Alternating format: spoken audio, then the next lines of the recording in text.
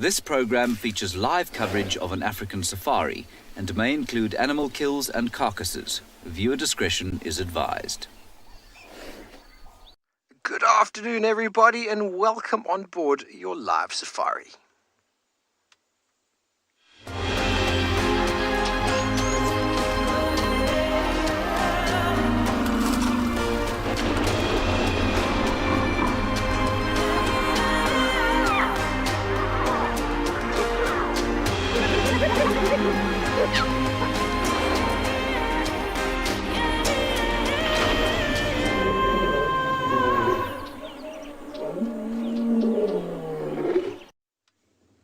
Good afternoon, everybody, and welcome to Djuma Private Game Reserve in the Sabi Sands. We're sitting with a cheeky little herd of elephants. My name is Steve FAULCONBRIDGE. I'm joined by Niels on camera, and we are very excited to have you on board with us on this wonderful Sunday afternoon. Now, if you have any questions, comments, please send them to #WildEarth on Twitter, or throw them in on the YouTube chat stream or on Twitch. We would love to hear from you, as our lady on the right there has just had a little bit of a toilet break. Now, a cheeky little boy in the road. We've had these elephants around camp for a majority of the afternoon. They've just moved out from Galagopan, where they've had a drink, and now these teenagers are being quite pushy and shovey with each other. It's always wonderful to see elephants playing.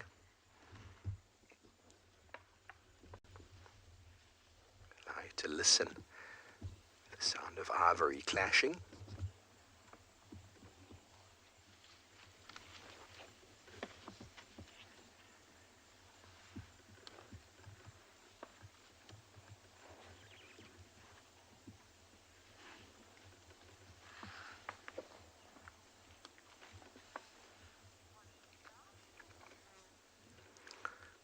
Always a nice way to start the afternoon. Elephants,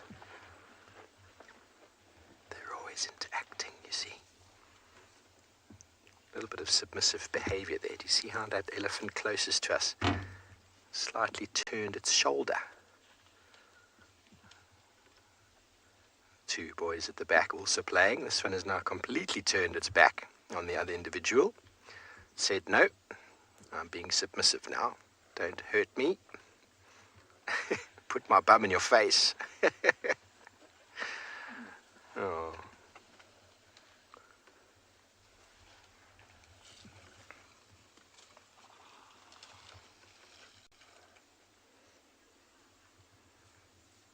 Peaches, elephants are so magnificent. I love spending time with them.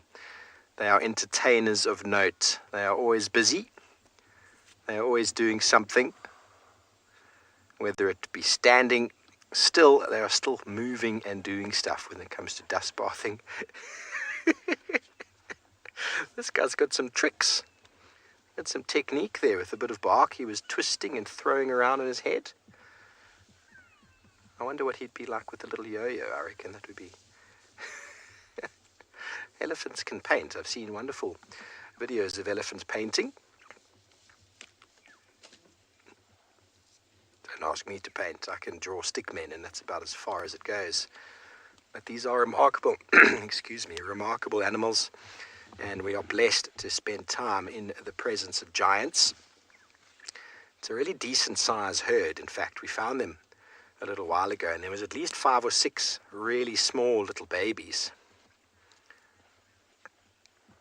Hello, George. That's a very good question. You want to know if elephants often have territorial displays? This guy is not having a territorial display. He's just showing what elephants can do. Elephants are not territorial, George. They have got what we call a home range, and the breeding herds will move in and out of these home ranges constantly, not in a territory. A very large area that's got enough water and food to sustain them, and they move seasonally for food and water, and males will come and go between those herds looking for females in estrus. And the males are not territorial, but when they do encounter a breeding herd, they will have competitions between each other to see who's bigger and stronger and who has the right to mate. And that is quite an intricate process. There's a process known as must that elephant bulls go through, And that heightens the testosterone levels and the aggression levels of elephants. There you can see he's a young boy. He is way too young to be going into must. These little teenagers here that are hanging out with the herd, and they will follow the herd and learn for a long time. Can we have a look at the back there? Sorry, Niels, those elephants just at the back are doing a little bit more pushing. There we go. This is what teenagers do when they hang around the herd. They're always pushing and shoving. And the techniques of pushing with the face and the body is a technique that the males will use when they're older, when it comes to competing for females. And obviously the bigger the male, the heavier he'll be, the stronger he'll be, and the more prime he'll be for breeding. And must is a wonderful process that these elephants go through that allow young elephants to mate at times when the bigger bulls are not in must. But we're going to carry on with these elephants, and Ambion Ngala is out and about this afternoon. I wonder what it is they've got for you.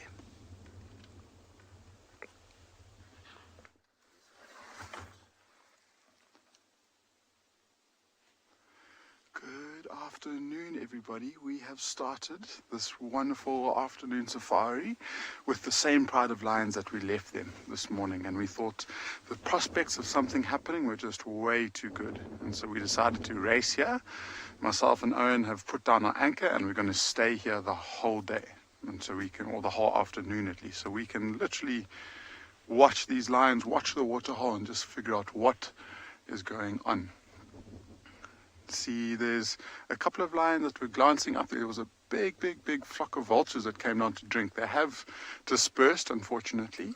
But my name is Eric. Welcome to Ambion Ngala, and behind cameras is Owen as usual. And so what I found really interesting about this pride of lions is we actually thought they might have moved off, but they moved maybe only about 20 or 30 meters west, so into the bushes, and they're all sleeping with their heads down, and they must have heard the vultures circling, because every single one of the cubs that we can see in frame all glanced up and they started watching those vultures, which tells me that they're able to recognize what a vulture is and why they need to watch it. Vultures could lead to some potential food, so it's quite important for them to watch and watch their behavior. So I found that was really quite interesting. Seems like the majority of the pride, though, I mean, it's still nice and hot, but the breeze is really nice. And what I love about the position that they're in is they're in the shade. There's long grass around them. There's lots of cover. There's lots of shade. And, I mean, it's just past 3 o'clock, so these general game species like impalas, wildebeest, zebra, they could be coming down as early as now to go and have something to drink. And we just feel that these lions are in a prime position. There's one that's just gotten up. Looks like one of the older sub-adults. So eventually we managed to see the whole pride, and it's all of them except the two males, so the two Ross males, and then the two newest additions to the pride, so they're not here yet.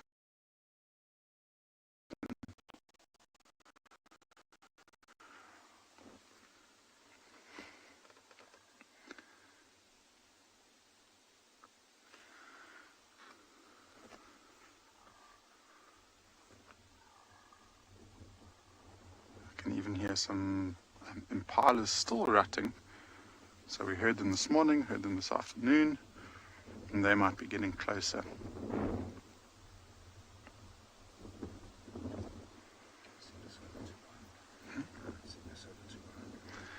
Yeah, so we might play around with a few different positions and see what other species are around this waterhole, but we're not moving more than a few hundred meters this afternoon.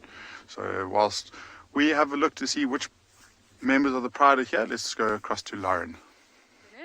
We had a beautiful lilac-breasted roller for you, but it decided to fly off, so we've swapped it for a not-so-colourful starling, way far off in the distance. Yes, not ideal, but it's still an animal on this hot, sunny afternoon. My name is Lauren. I do have BK on camera today. This is my last drive, so you all know what I want to see. I want to see spots, be it hyena, Be it leopard, I don't mind. I want to see spots. I checked in at the hyena den already and no luck, I'm afraid. Nobody's there, but I do know where Ribbon is resting. I've found her resting spots and she was very, very full this morning. So I think once it cools down a little bit, she will go back to the puppies. So as usual, we'll do a loop and then we'll check. But a leopard would be really lovely. Shadulu was on, there's her track, there is her track. And this is not looking good, everyone. I'm going to show you Shadulu's track, actually. I've been looking for this. Okay, BK, I've got a good one. I'm going to get my porky pointer. You know what this means. This is a southern boundary, everyone. This is a goodie. This is a female leopard, and it actually doesn't look fresh. If you were to look at this, you would think possibly this is a few days old because of the wind. Now, I know it's Shadulu because I know she came this way this morning, but you can just faintly see the 4 pads and then that back one with the 3 lobes. Now, what I'm going to do for you all is put my hand down on a slightly softer sand. There you go. And look how fresh that is. This is how we kind of gauge how fresh it is. Can you see how crisp it is at the walls of my handprint, my small little hands? And you can see the sharp edges. You can just see that it looks fresh. Now what I'm going to do is blow on it, although it is really windy. The wind will probably do my job for me. And you'll see straight away how it doesn't look fresh. See, it looks different. So if you were to see my handprint, you would think, that track of Lauren is not fresh. But the reason I know Shadulu's are was because we tried to track her quite unsuccessfully all morning this morning. So this is Gowrie Main, our southern boundary. And the tracks are going to disappear because many vehicles pass this way.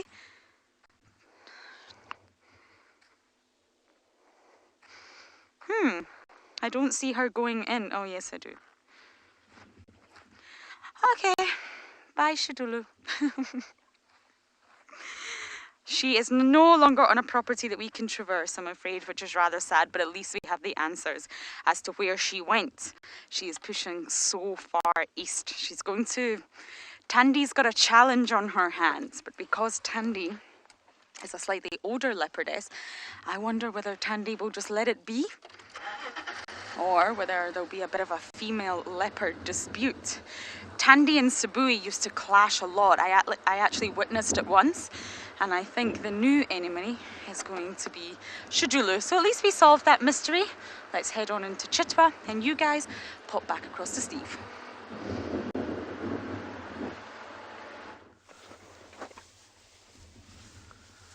Thanks, Lauren. Good luck. I hope you managed to track down Shadulu. I reckon she's in the drainage line there somewhere, just having a rest. We've managed to catch up with our herders still. Those boys, we finally got past them. Although he gave us a whole lot of nonsense. He was a cheeky little boy. And now we're with the herd. See all the little youngsters, and they're going to go through this little drainage line. They've had their drink, so now essentially they're just slowly feeding until they get to another place, or until they get thirst again, and then they'll slowly start moving back to some water.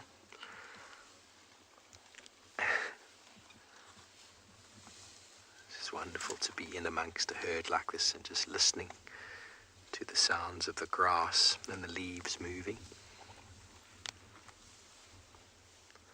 Hello, Dove. You want to know if elephants hurt themselves with their tusks when they play specifically? No, not really when they play, but like children, they do every now and again a little bit too rough, and that's when mum will step in. But elephant big bulls, they have been known to kill each other. Maybe not outright, but we had an elephant, 2 years ago? We found dead on the property that had been injured by a tusk. So the tusks are there for fighting defense as well as for accessing the bark and roots. But every now and again, some big elephants will be a bit little... Neil, sorry, in front of us here, I've got them playing. You've got them. That's it. Down you go. He's now going to count to 3 because he's got him on his back. No, he's up again. How special is that? Now, everybody, when you can find yourself in a herd like this and you can see the babies in the open doing whatever it is that they're doing, you know that things are good, life is fine, the herd is relaxed. They did have a few moments when we first arrived. That's to do with the wind. Wind can sometimes make them a bit agitated, picks up smells. But if this herd was not relaxed, we would not be able to view these animals safely, because they would not necessarily safely, but the babies would be hidden. The herd would react in a certain way, and you'd be able to discern that quite quickly. So it's very important if you are ever find yourself in a vehicle, for example in the Great Kruger National Park driving around, and you find a herd of elephants, you can see the babies and you can hear them or see them eating, then they're generally okay. You can get a little bit closer. But if from a distance there's reactions and the elephants are trumpeting or trunks are in the air or whatever it might be, then rather just switch off and let them calm down. Every day a herd is going to behave differently. Don't think you know a herd or you know an elephant and it's always going to be the same. Some days we're unapproachable, aren't we? Some days we're just not in the right mood. It's got nothing to do with you specifically, but you just happen to be the next thing that comes along. And reading these behavioral cues, very important. One of them is a herd standing dead still. No feeding, dead still. If that ever happens, just switch off, just wait. Almost in unison, the whole herd will start to move again, ears and body. But there'll be a moment where they're all talking, or the big mama is saying to them all, you see this person or this vehicle driving here? If they come any closer, we're going to react. And then nothing happens. They go back to doing their normal thing. The ethics of a safari guide, everybody, is to watch these animals behaving naturally in their natural environment. It's not to be causing any influence from them. It's not to get a reaction. Well, very good. We're probably going to stay with this herd for some time and see if we can get a better bit of light for you. But in the meantime, let's send you over to Mike, who would like to say good afternoon.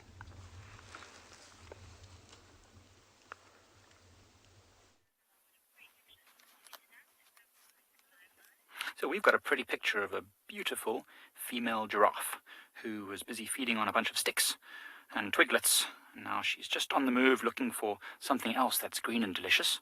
And we're also hoping that she'll come out and give us some light and some laughs. They are such comical animals. If any of you were watching us earlier with that male giraffe that was feeding, or drinking rather, at the waterhole. So, welcome to Eco Training Pride Lands. My name is Michael Anderson. Behind the camera is Gerrit, as always, making us laugh with lots of dad jokes, and also showing us all the best scenes from these beautiful animals. So this afternoon we've got a bit of an exciting start. Just before the show started, we went out early to try and see if we could locate two lions that there'd been tracks of. And we did find them, these two lionesses. However, they were on a mission, moving very quickly north, and they've unfortunately moved out of an area that we can film. But it's exciting to know that we're here, and that particular group of lions was spotted last night on a neighboring property with cubs. So we're hoping that maybe over the next few days we might just get to see those youngsters coming here onto Pride Lands. We'd love to show you. I mean, it's always nice to see the next generation. They were apparently about 6 weeks old, so that's pretty exciting. Not a threat to this giraffe just yet, but one day they might just come knocking. But as you can see, this giraffe here is blending in very, very wonderfully to this dry winter bushveld, snipping away at the edges of the branches. Just now it looked like she actually managed to get a thorn or something stuck in the roof of her mouth because she was making a very, very funny little face. She's not hanging around though. She just wants to get as much food as possible and then probably head towards a waterhole a little bit later in the afternoon. It's a bit hot right now, so she's probably going to stay feeding amongst these, thickets and bushes where she gets a little bit of shade. David wants to hear an animal dad joke.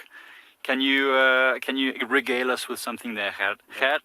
I don't like being put on the spot. Gerrit says he'll think of one, but he doesn't like to be put on the spot. He's under pressure now. Under pressure. Dun, dun, dun, dun. we're gonna throw out a few dad jokes to you, I'm sure, during the drive.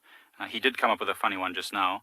We were talking about the fact that the giraffe was feeding on all these sticks and twigs, like it is now. And he said, "Go on, giraffe, stick your neck out." And I thought it was very funny. And so did Emma at FC. So it was funny.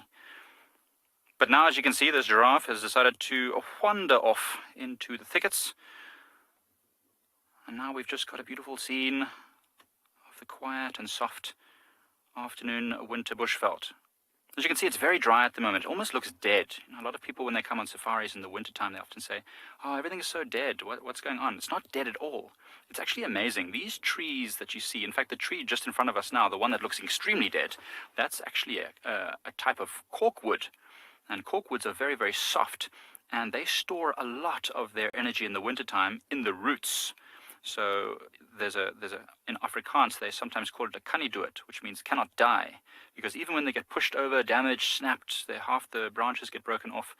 All those nutrients and minerals are trapped in the roots, stored in the roots like carrots, and then they grow back once the summer rains arrive, and they can ensure that it can replace those nutrients. So a lot of these trees, although they look very, very dead and dry, are actually doing just fine. It's one of the wonderful adaptations that a lot of these trees have. And they store everything underneath this hard bark in the roots to keep it safe from animals that might want to damage them in the wintertime. Actually, we see a lot of elephants pushing the trees over. A lot of times here at Pride, in fact, even in this picture here, you can see on the right-hand side there are a lot of trees damaged by the elephants. Remember, Pride Lands wasn't always a game reserve. It's been a game reserve for a couple of years now, and in that time, elephants have flooded into this area. I'm sure you've all seen these wonderful pictures of elephants swimming in the dams near our camp and around here. So elephants have been really enjoying the place, and they've come with quite a vengeance, and they've been pushing over these trees and damaging them. It's a natural part of the cycle, though. It looks very destructive, and it is, but all these little trees and bushes that have been pushed over create a wonderful home for these small animals that like to hide in these thick things. Right, whilst we enjoy these sticks and the sticky situations around here, we'll send you over to Ingala.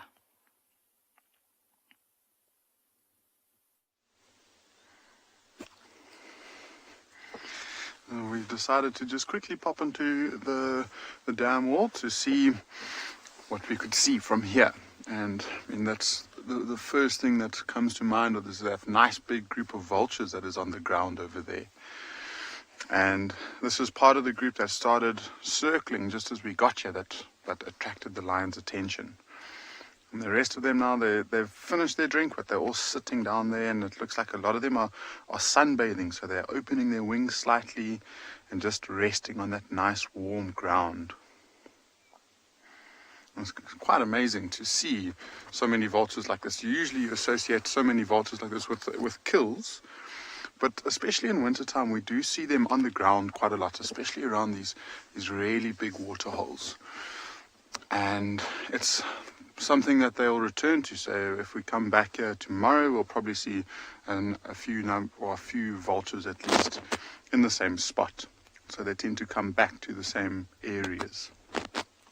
And within this group over here, I mean, we've been trying to have a really, really good look at some of them. And we're trying to see if we can find any Cape vultures. So the majority of these ones are all white-backed.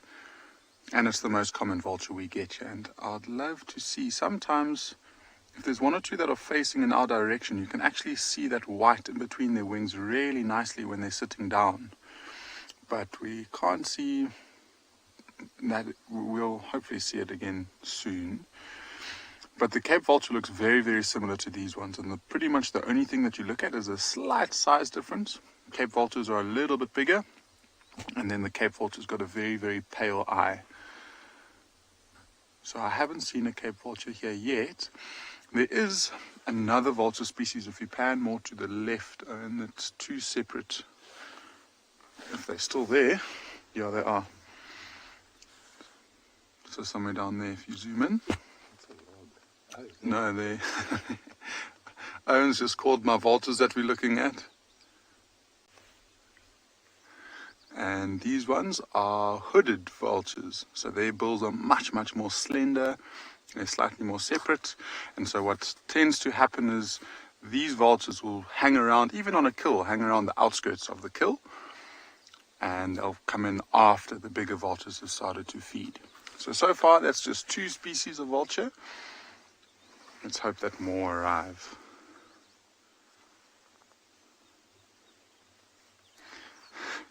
And what else do we have? We've been almost trying to keep, like I've been taking some mental notes as to what bird species we've been seeing. And so we've seen alpine swifts, which are a really nice bird to see at this time of year. They've been swooping down and drinking. We saw that this morning. We've got red-billed hornbills, Burchell starlings, 3-banded plovers. I'm sure there's a lot more bird species that we can keep watching out. It'll be quite nice to just make an afternoon list and see how many we can get to just by spending some time around this waterhole. And we've actually also, there's a crocodile at the very end of the waterhole. Yeah, close to that marula tree. So it was also doing exactly what these vultures are doing, just soaking up the sun and enjoying the nice warmth before it gets really cold. And then if you go up into the right hand side, there's a lone wildebeest that's doing pretty much exactly the same. So not too much in terms of movement with these animals yet, but this is such a beautiful spot to be. So the only things that we're missing from this morning are those 2 lionesses that we saw this morning. So we might end up going to just have a quick look to see if they're still there.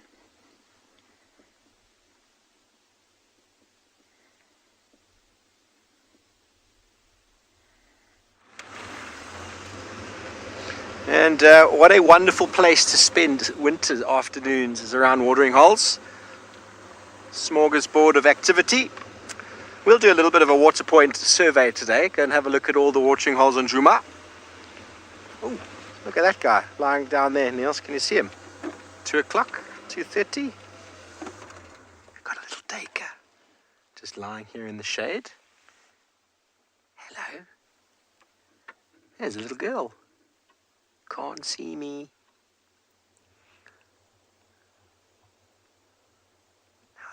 Camouflage is incredible on these guys. The body is taut and ready to explode away. You can almost see it shivering, can't you? These animals are on a wound up string. Oh, sorry lady. She was just ruminating in the shade. And there we go. That's the classic strategy of a daker, called the freeze and flight. They're very camouflaged and they're very still. They just sort of stand there. And then when they've been detected, they run off quickly and then they stand still again. So it makes it very hard to for a predator to actually see their movement. They see the movement and then they stop moving and then it's like, where did you go?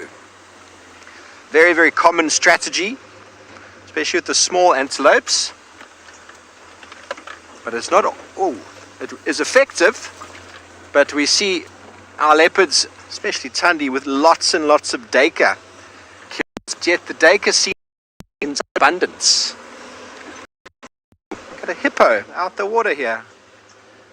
Okay, well, we're going to see if we can find this hippo for you. He's just, hang on, 1 second. Sorry. Hello, hippo. What are you doing out the water? I don't know if you all heard the oxpeckers there. Niels, you got him? Oh, shame. Poor fella. He's running into the thickets. He's out and about.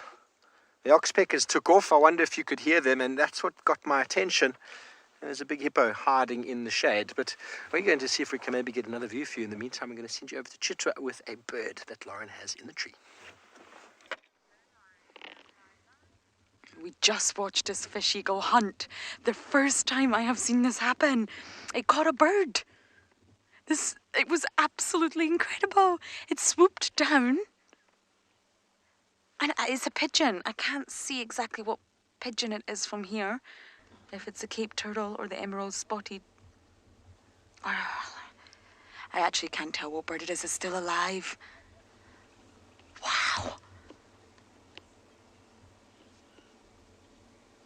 my goodness, it's now plucking it. You see that? Killed by talons.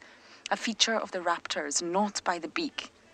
Killed by talons. I'd really like to get closer, but I don't know. What do you think, BK? It's risky.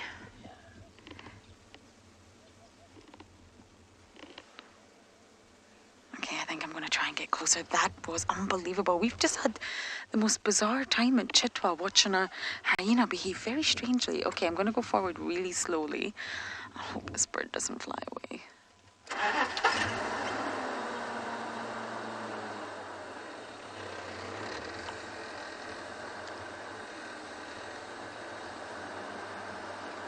That just shows you fish eagles don't just eat fish. It swooped down out of nowhere and caught this pigeon mid-air.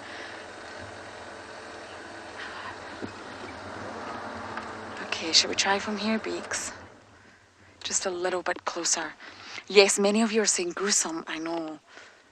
I don't find things like this easy. Wow.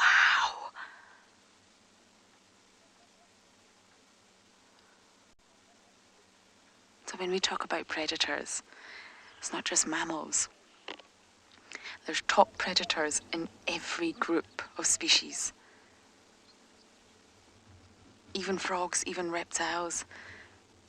And that fish eagle swooped down with immense precision and caught this dove or this pigeon. I don't know quite which one it is yet. I'm not sure if we'll ever get to know. He's plucking.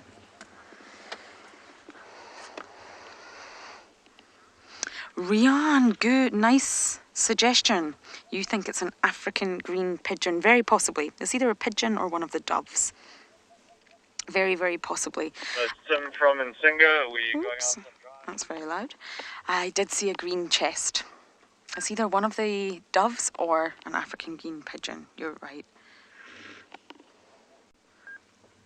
Excuse that, that's the hippo, not BK.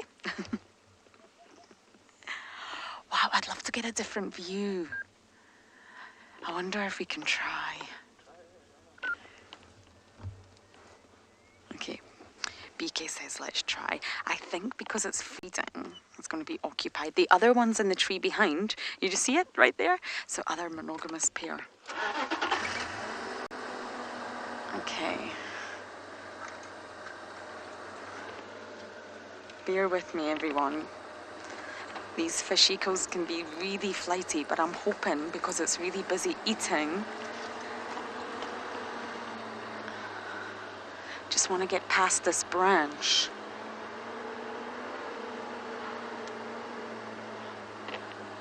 Please don't fly away.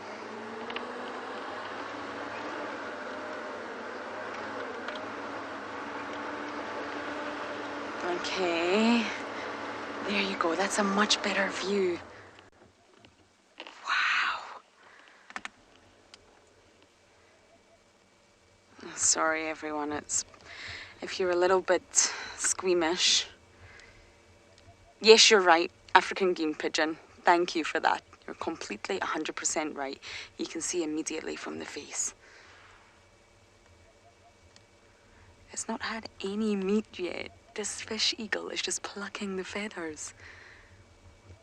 Nicely done, PK.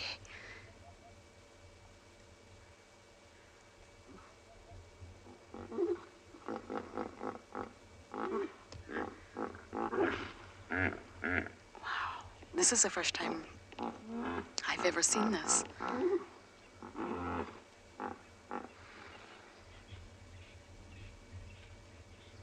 The monogamous pair of fish eagles are always here.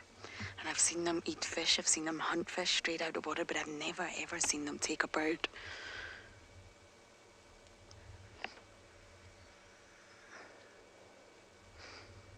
I wonder if he swooped it right out of the tree. There's a jackalberry behind us.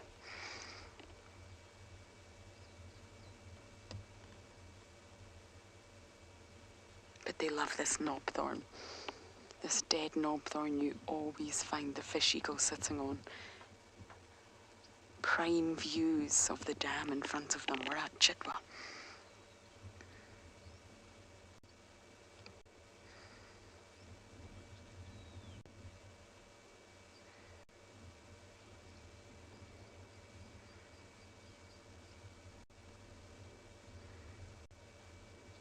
a lot of work plucking the feathers off.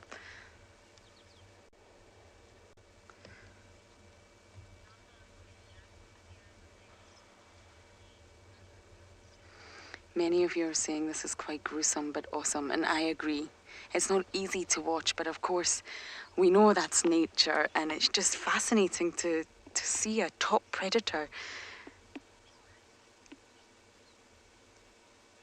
hunt like that. It swooped down, but it wasn't until we got closer that we realised it caught a bird.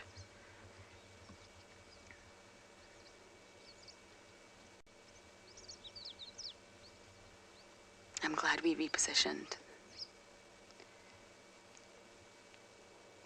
I think this individual would have flown off if it didn't have food. I think because it's very busy with the task in hand, it didn't fly off.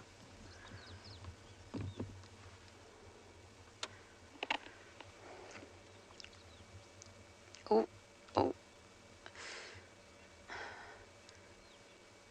So I talk about raptors a lot and where the word raptor comes from. It comes from Latin, rapiere. And they use their talons to seize and grab and pull and kill. This fish eagle's talons would have killed the bird, not its beak. No, don't give us that view. We want the other view.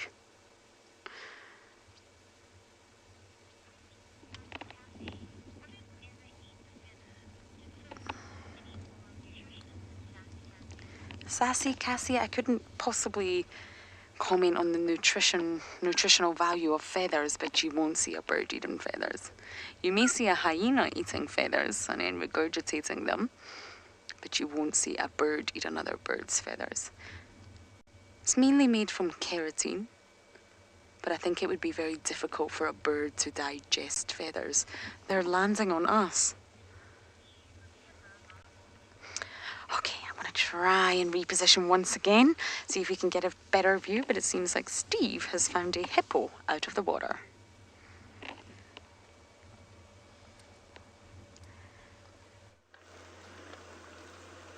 Yes, well, thanks, Lauren. How wonderful to, well, not so wonderful for the pigeon, but there we go. Nels, you got him there. How wonderful for the fish eagle to have a meal. I was trying to talk about watering points before, and everything just got a bit loud, hearing the oxpeckers. There's oxpeckers there on the back of this hippo. This hippo is littered with wounds. There are cuts and scratches all over its back. He was pretty shy. He's just sort of hiding out in the drainage line here, just upstream of Voyatella watering hole. And it's one of these reasons. Let me move forward, maybe we get another view. For one of these reasons, everybody, that hippos are regarded as being incredibly dangerous, because you could just be wandering along here and you get in between that hippo and his water, and I'll tell you one thing, the hippo will squash you. Just see his nose there. Can you get the nose there, Niels? If I just go back slightly.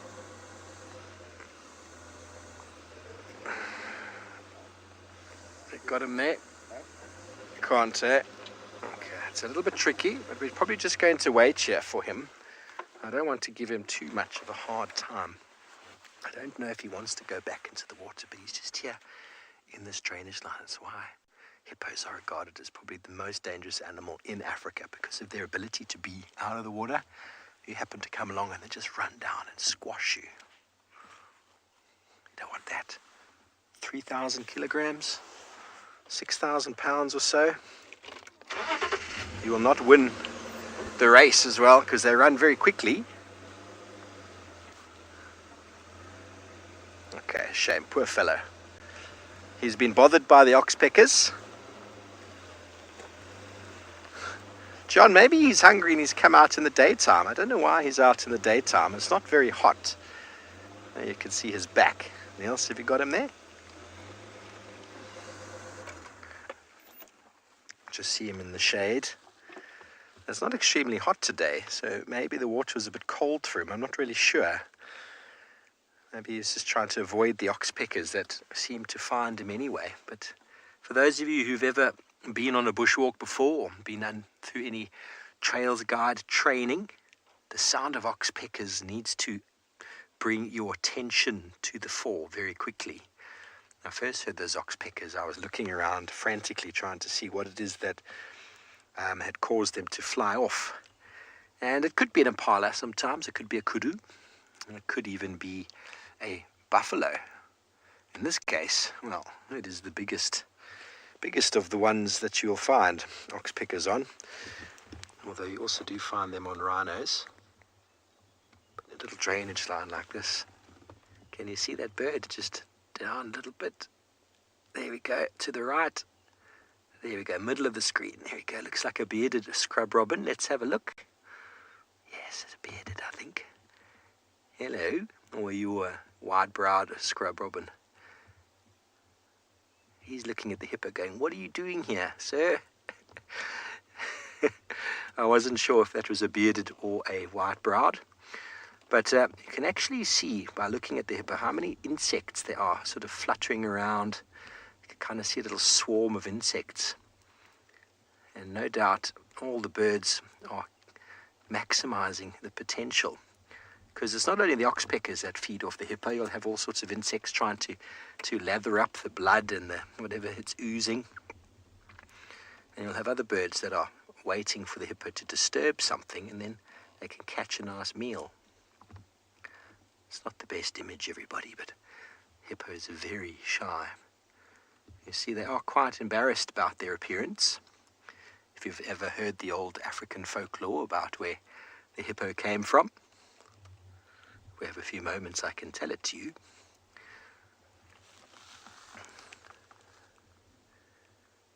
They are quite shy. They don't like anybody to laugh at them. So the hippo was one of the last. This is African folklore, everybody. A wonderful tale. Yeah, he's going to move. Maybe he'll come out into the open for us. The hippo was the last animal created by the big creator. And he was put together by lots and lots of pieces of other animals. Big body. Okay, I'm going to move forward there. We might get another view. Big body, small eyes, small ears, huge mouth. How's that, Niels? Big body, short, stubby little legs, and a skin that dries out in the sun with no hair. So the hippo caught a glimpse of itself in the reflection of the pool and immediately went to the big great creator and said, "Please, great creator, I am so ugly. Everybody's going to laugh at me if I look like this.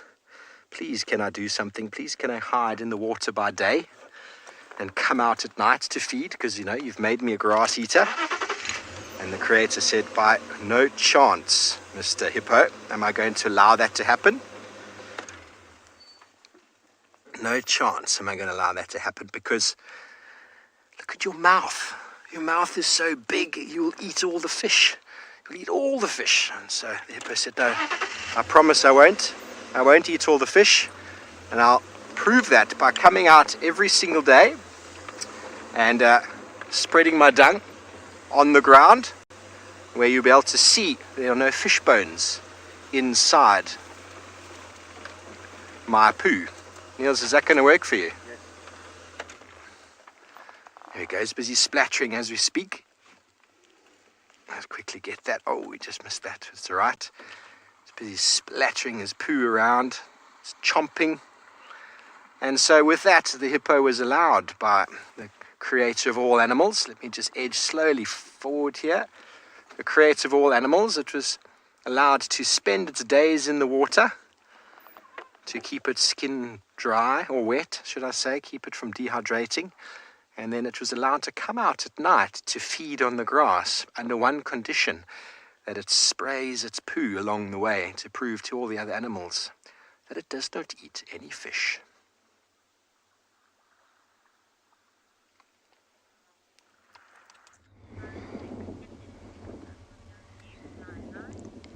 We have just been watching this in amazement. Of course, it's not so easy to watch, but This fish eagle has been so meticulous about which body parts it eats. And I know that's not pleasant, trust me. I find it really difficult watching things like this in nature because I'm a big softie. But it's also fascinating at the same time. So if you are squeamish, I am sorry, but it's very delicately picking out each organ by organ. And why it's doing that is because the organs are the sort of, they harbour the minerals and vitamins. Vitamin A, B, C, D, K, zinc, calcium, potassium, all the important minerals that we also need are harboured in the organs, not the muscles. And that's exactly why you'll see cats also eating the organs first, like the livers, the kidneys, the heart. And although this pigeon is very, very small, it will still have vitamins and minerals within its organs.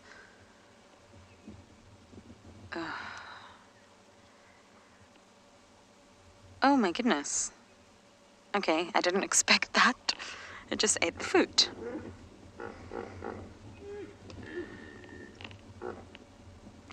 Okay. I retract my words. It's not always going for the organs first. Yummy. But generally speaking, it's the organs that most carnivores of any sort of group of animals go for. And then the muscles. Brains and eyes, as horrible as it sounds, also contain a lot of nutrition.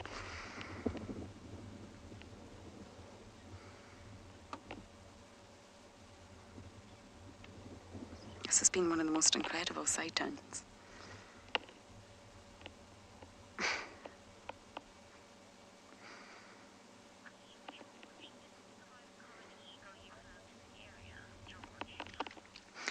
George, I don't think so.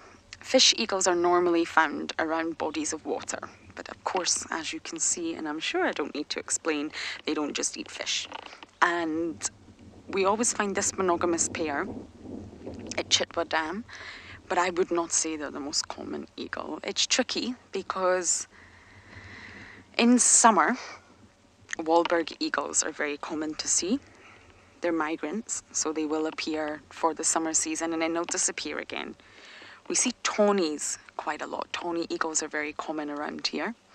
And sometimes marshals, but I wish we actually saw more marshal eagles because they're absolutely incredible. But I think if I had to say what is the most common eagle that I at least see out here, it would be the tawny. I saw a long-crested eagle one time close to Chitwa, but they are really not common for this area. That was quite a rare sighting. And this fish eagle could take down something bigger than this pigeon. It obviously just saw an opportunity and was hungry, but really it could go for something much bigger than this small African green pigeon.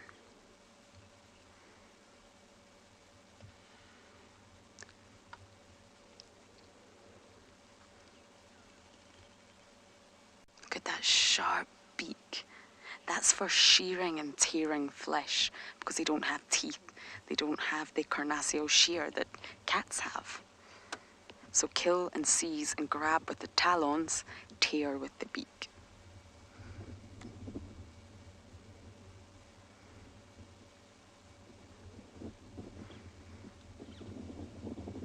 It's also got to balance. It's very windy. It's perched on this dead knobthorn.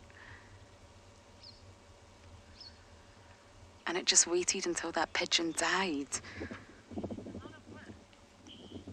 Gee, I agree, it's a lot of work. And that's probably why they prefer fish, I would imagine. The elephant's central. I think that's Steve.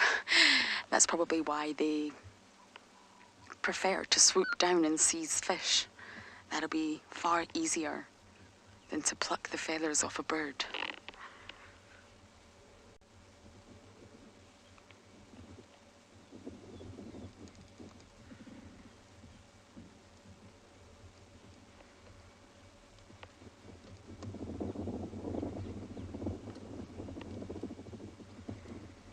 many different species of birds are considered raptors. It's not just eagles. You've got hawks, kites, falcons, and owls. Vultures can also be considered raptors. But they do mostly eat carrion, and they're more closely related to storks. But depending on the vulture, they can be considered raptors. Okay, I think I'm just going to sit tight here a little bit longer and see what else goes down at Chitwa Dam. Wild Earth relies on support from viewers like you to carry on broadcasting our daily live shows. A small donation goes a long way in helping us on our mission to connect the world with nature. Please visit our support page to see how you can help and become part of the Wild Earth family. To come back to the big pride of lions that we had this morning, we did a quick little loop to where we left the two relatives of these, I guess. And it seems like they have decided to move off, and their tracks are heading straight into the direction of where we heard that male calling earlier on in the morning. And so another reason to just sit patiently and wait, and maybe we get to hear some lions roaring again tonight sometime. But for this pride, not much at all is going on. We've got this beautiful little female that's grooming, and then one or two other lions with their heads up, but the majority of them are just really enjoying this winter's sun. We have just been commenting as to how chilly the wind is today. We can definitely feel that there's been some sort of snow in the country.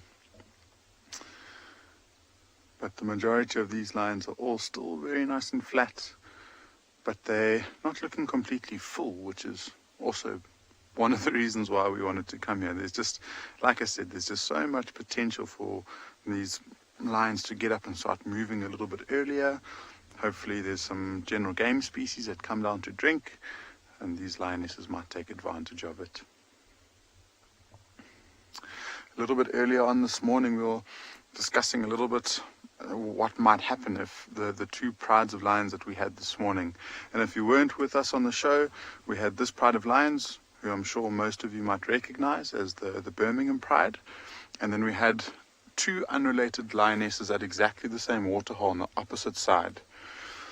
And they're actually related to this Birmingham Pride. So I think around 2014 the pride split, because it eventually became too successful that it just basically imploded. There was too much competition.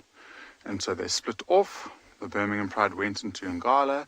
The Birmingham Breakaway Pride, as we refer to them, went more in towards the western properties of neighboring Ngala.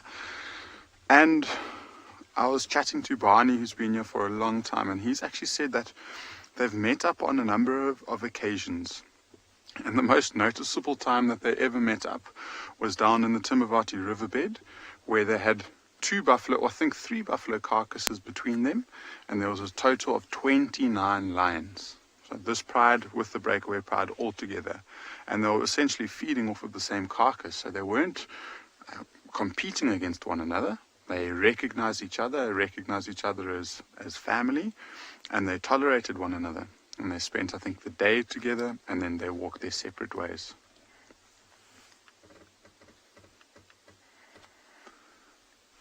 So, yeah, I think it's quite amazing that these lions have got the ability to recognize one another. And, I mean, they only see each other probably once or twice a year or so, and they're able to recognize one another. I'd love to see them together. There's been a number of times, I think, on 2 separate occasions, we've seen them very, very close by, but I haven't myself seen the two prides together.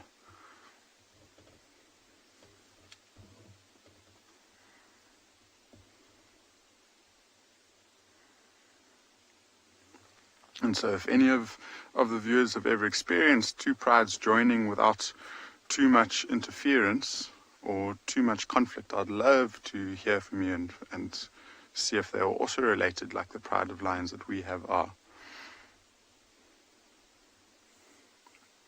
I see this lioness is giving its cousin a really, really good lick. And I mean, even now, the lighting is just so beautiful. And now that we're in this thicket, we're protected from the wind, and we can feel the nice winter's afternoon sun on our backs. And I'm sure these lions are really enjoying the nice heat that it's giving us.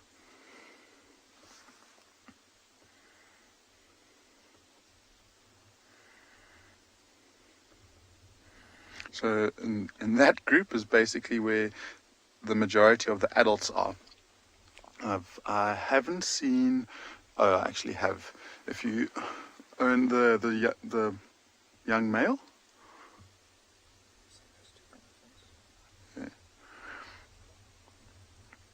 Yeah, so we will probably maybe just pop around towards the water heart, see if there's anything worth our while there before we wait for these animals to get up and start moving around. But I believe there's an even bigger animal waiting for you, so let's go and see what the elephants are up to.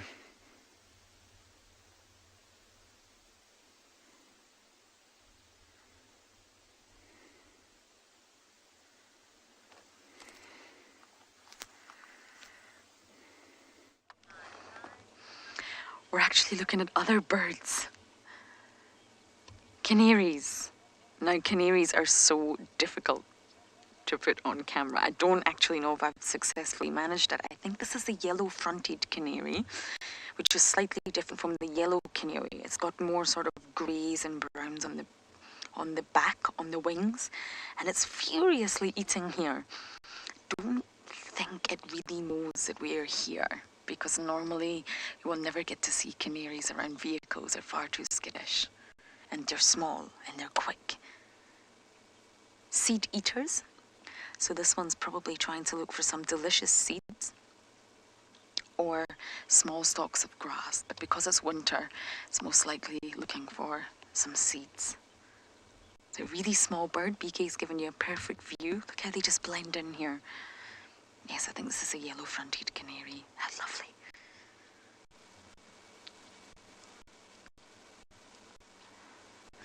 Now, there's not too much of a difference between male and females. The females are said to be slightly paler, but not by much, and this is because they're monogamous. Oh, the second fish eagle's coming in, incoming. Oh, is he just going to fly on by? Well done, Beaks. It's bird heaven here. This is...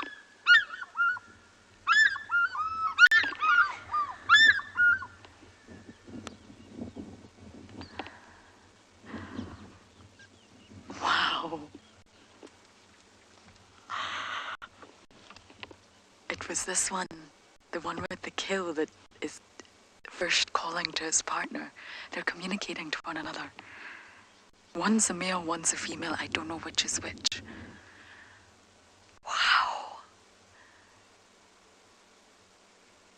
That sound is said to be one of the most iconic sounds of Africa, or at least South Africa, the fish eagle. Now, I think if we had just spotted this fish eagle right now, we would not know what it's eating. We wouldn't know. I would possibly even speculate fish, unless you can see feathers. You can just see feathers and a foot.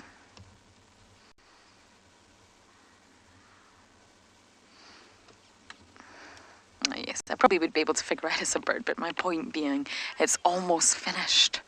It's almost finished. A good Sunday dinner. Thanks, Emma. I didn't even realise it was Sunday.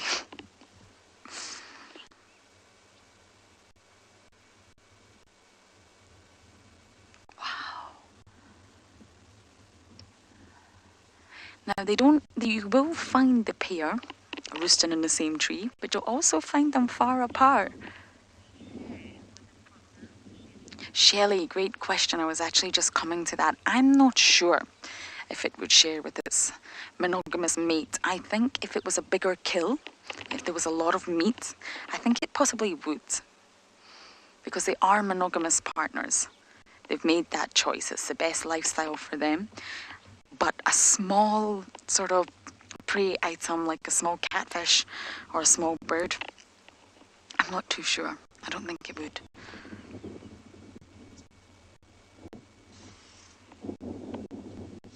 But the other fish eagle, be it the male or the female, didn't come close. At one point I thought it was going to, but then it went into the jackal bird behind us.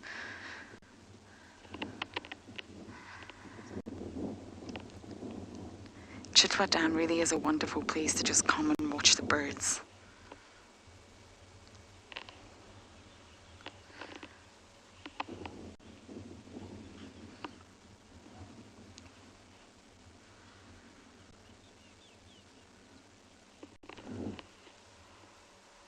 I wonder if you'll just drop it. So before I forget to tell you, when we arrived here, there was a hyena on the scene, acting very strange.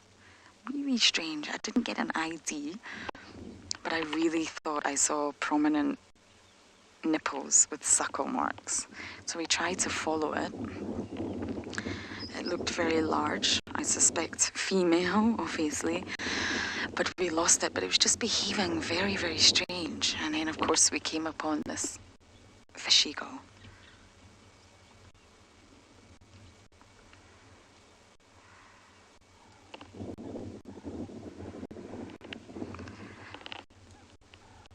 What an afternoon. Now I just need to go and find Tingana, some wild dogs, and Ribbon's cubbies, not all together.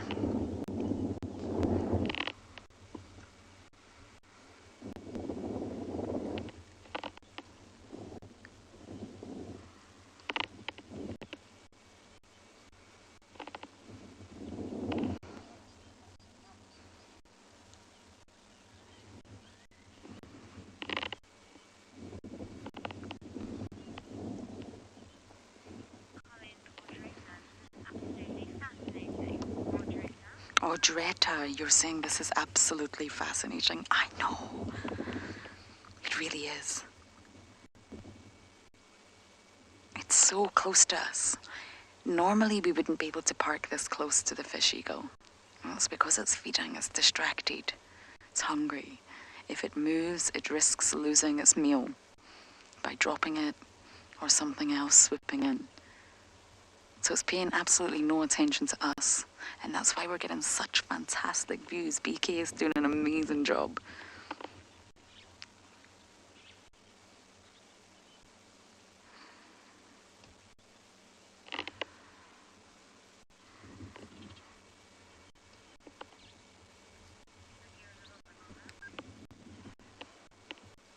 I'm surprised there's anything left on that pigeon. Quite a substantial meal for this fish eagle to tide it through.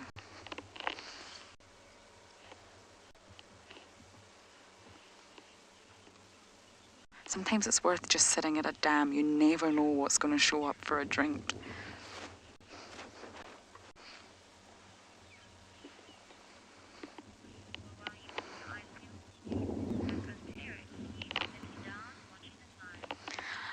I think I'm going to explore what else Chitwa has to offer us today, but you guys are going to go back across to Eric and his lions.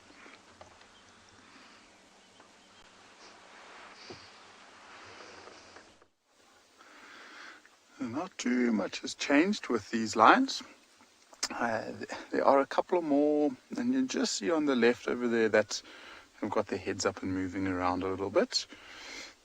And what spurred the movement was actually a small little bird called a red-crested koran. And it's I guess slightly bigger than a spurfowl with a much longer neck.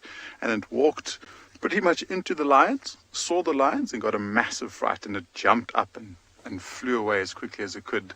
And that got one or two of the cubs to stand up, and we thought maybe this is the signal that they needed to get moving. They looked at the bird disappear and they flopped straight back down. And so they're not ready to move quite yet. So there's the rest of the ones that we were noticing. And this female in the foreground, if we can have a close look at its belly and see, we can maybe start to figure out.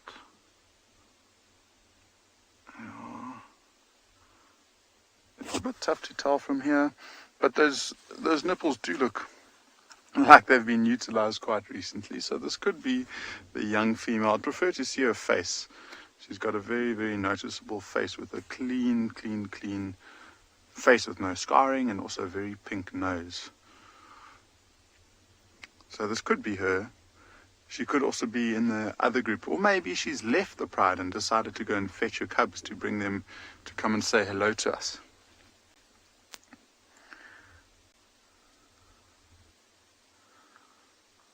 And then it's just basically the sub-adult cubs now. So she's in the foreground, and then it's the two tawny cubs, and then the white female, so the younger of the white cubs. So that's the 3 cubs over there, and then the rest of the 5 cubs is in that big cat pile. And just before we left, I did notice, so through the bushes, not the best view of him, but that sub-adult male lion, or the young male, is still there. And so he's done really, really well. I mean, he's being able to walk these large distances with the pride, and doesn't seem to be too affected now. So it just goes to show how resilient, after an injury that could have hindered him and killed him, he's now back up and looking pretty strong. Still got quite a heavy limp though.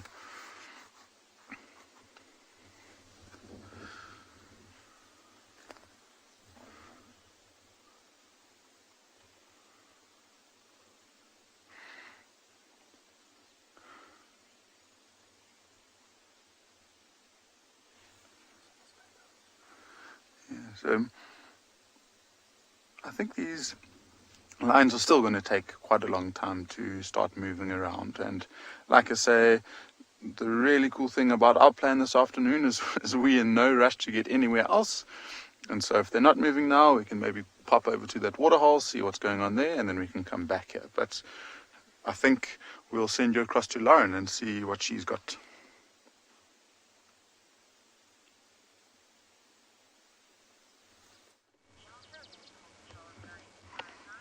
It's going very well. We found a croc. Not a log, but a croc.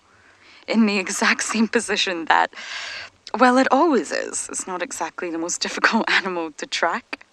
The Nile crocodile. Don't know which one. I haven't got a view of the tail from here. We do know a few of the individual crocs. Just basking. It's hot. It's a very tricky day to describe. BK's just put his jacket on and so have I. It's warm, but there's a nip in the air. The breeze is cold, and I can imagine this croc is probably just trying to shelter itself from the breeze and also try to warm up. They are predominantly nocturnal animals, and to sort of accommodate for that habit, they have vertical pupils. So their pupils are completely different from the likes of ours. They're vertical, which gives them a very mean look, shall we say. And that's to accommodate for their nocturnal habits. So the pupils themselves can actually become very, very narrow, or they can actually broaden according to the available light. And this helps them with night vision. And it's controlled by muscles. Just like our pupils dilate and contract. It's the same thing, but their pupils are just shaped very, very differently. They do have a tepidum lucidum that we talk about regularly when it comes to mammals and seeing their eye shine and reflective layers. Crocodiles do have this reflective membrane as well, also to assist for night vision. So if we were to shine a spotlight on a crocodile, which we would not do, you would see the eye shine. I hope to not meet a crocodile at night time. There's many animals I hope not to meet at night time. Only good old Swazi.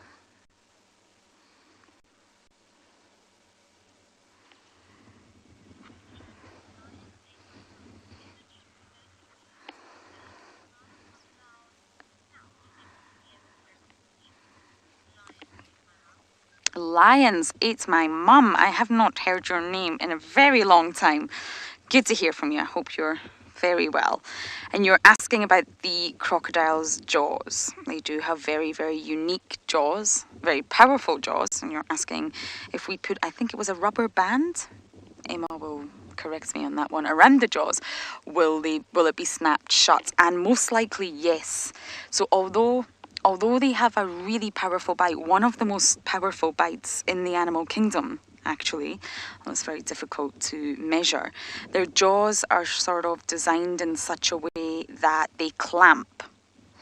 And this is so that when they do find food, such as a floating carcass or maybe a fish, they clamp down and they sort of hold on. It's very, very difficult for them to unlock those jaws.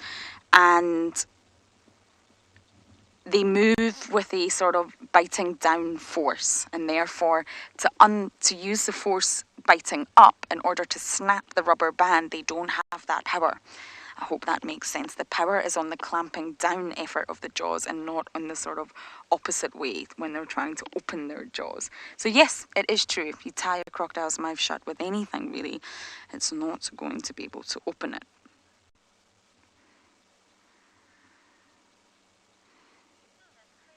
And this is because they chomp quickly, take big chunks of meat to make sure that no one else can steal it from them, and they gulp it down, and the stomach does the rest. But crocodiles, just like sharks, repeatedly replace teeth. So any teeth that are lost, they just replace them. And crocodiles can go through about, oh my goodness. Oh my goodness. I just got a fright.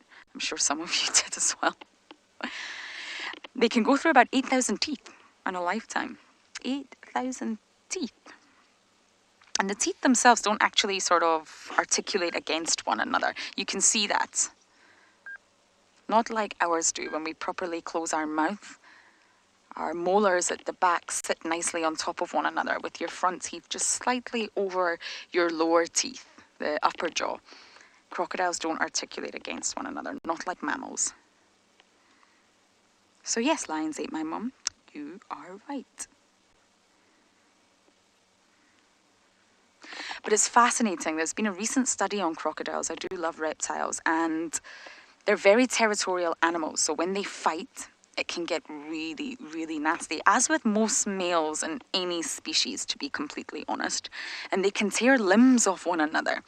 If you ever see a crocodile missing a limb, well, it's probably a male that's lost it to another male. And this can leave gaping holes in their body. So they live in environments like this dam. I'm sure BK can give you some wonderful views down here, Beaks. You see how green it is, all the algae. There's probably a lot of pathogens in this dam. There's probably a lot of bacteria from the hippos defecating and lots of animals defecating, that it's not exactly the cleanest of environments. So for crocodiles to have these huge wounds, they just seem to heal up rapidly without any infection. It's almost like a miracle. They have this huge gaping hole where there used to be a leg, and they just heal. And considering the environment that they live in, it really baffled scientists. So a study actually tested alligator blood. Now, it wasn't crocodile blood, but it is very, very similar. And they found that basically their natural defense against any sort of invading bacteria or viruses or even fungi involved a special group of proteins, and they called this the complement system. I was just reading this the other day, and it's way more effective than ours. When you compare it to humans, this group of protein is so effective at fighting off any sort of pathogens, and they're extremely resistant to infection. And it was tested, they're very resistant to HIV, West Nile virus, and E. coli. So crocodile and alligator blood is a real topic of investigation with science. Can we replicate it in any way synthetically? Can we copy it in any way for human use? Obviously, we cannot use the blood in our body because that would be a foreign blood and our body would react to that, but I just think it's really fascinating. Okay, I'm going to let this croc do, well, not very much, and we're going to send you guys back across to Mike.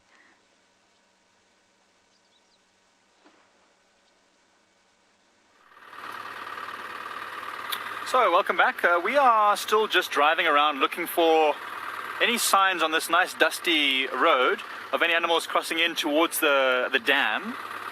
We know that there was 7 buffalo bulls in this area earlier today, so we're actually looking for them specifically, but we'll take anything that comes along. It's really interesting. This afternoon's been very quiet. I wonder if after all that wind and after, the lions moved through this area, I wonder if all the animals have just gone into hiding a little bit.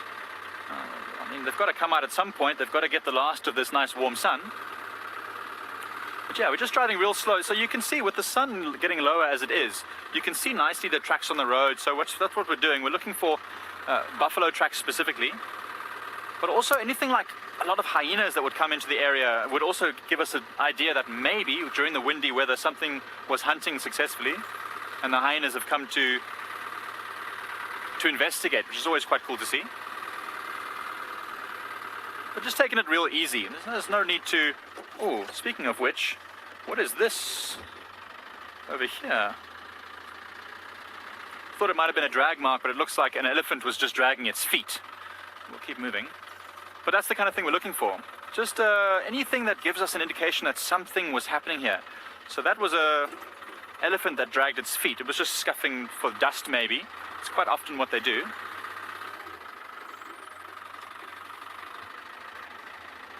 Right, so whilst we just keep an eye out for anything around here, we'll send you over to Steve, who's also looking for some tracks.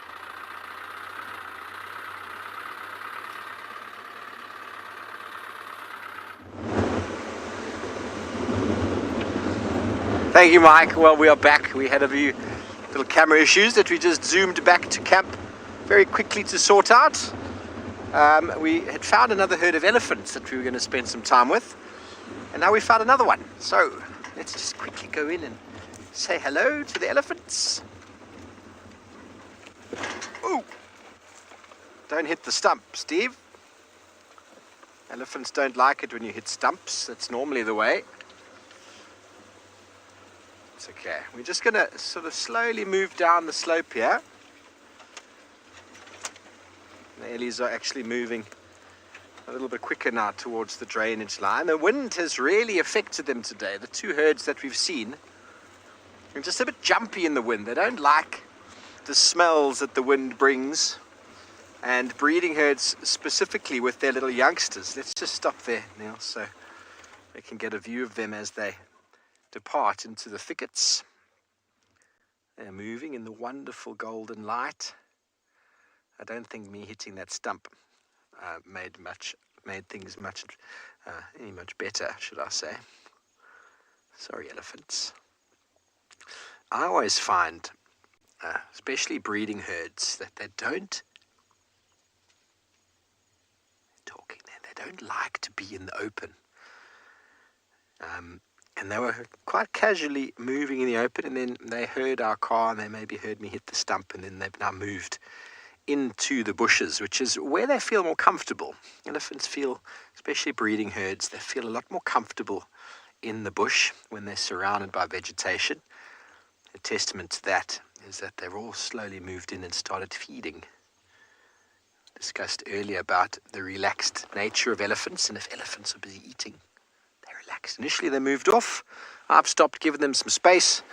Let's move up a bit there. Every day they'll be different. Every herd. Don't assume because you've seen one herd that's relaxed that everyone's going to be relaxed. The behavior that comes from them in the moment is exactly what you're looking for. David, they were strutting, weren't they? There we go. There was some small little babies with this herd, so I'm going to just stop there. I see this female as she's busy feeding it. They've almost gone completely stationary now in the vegetation. And just hear them. It always amazes me how a herd of elephants can just disappear like that. There's very characteristic sounds of vegetation moving, branch breaking. They stopped. They're trying to figure out what's going on. They're talking to each other. Now suddenly they start moving again. I mentioned that earlier. So they're trying to figure out. When they've got babies, they're a little bit more cautious. Big bull elephants are generally very relaxed. Nothing bothers a big male elephant. But breeding herds are far more attuned to what's going on because they've got youngsters. because they've got to protect the youngsters. They're always aware of what's going on, far more aware. It's nearly impossible to sneak up on a breeding herd of elephants unless you're very, very cautious and careful. But elephant bulls are a little bit sort of blasé about their surroundings, and I've had them almost walking directly into us until they're like, oh, hang on, where did you come from? Leaping, yes, indeed. They think that they're camouflaged, don't they? There they are, in the bushes. This one's going to come out and show us how pretty she is.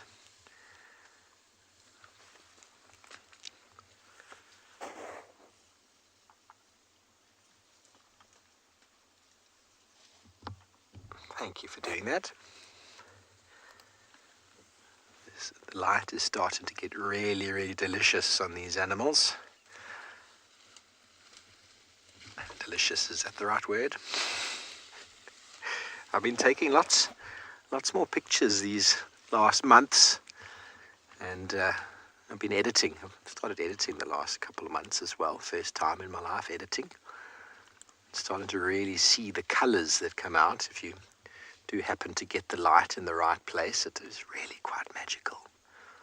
So obviously you don't want to have to edit a picture too much. You want to capture the moment. And I must tell you, it is very hard to really get a great photo of elephants because of that. They're hiding in the bushes, feeding and eating. And we'll see if we can get another view.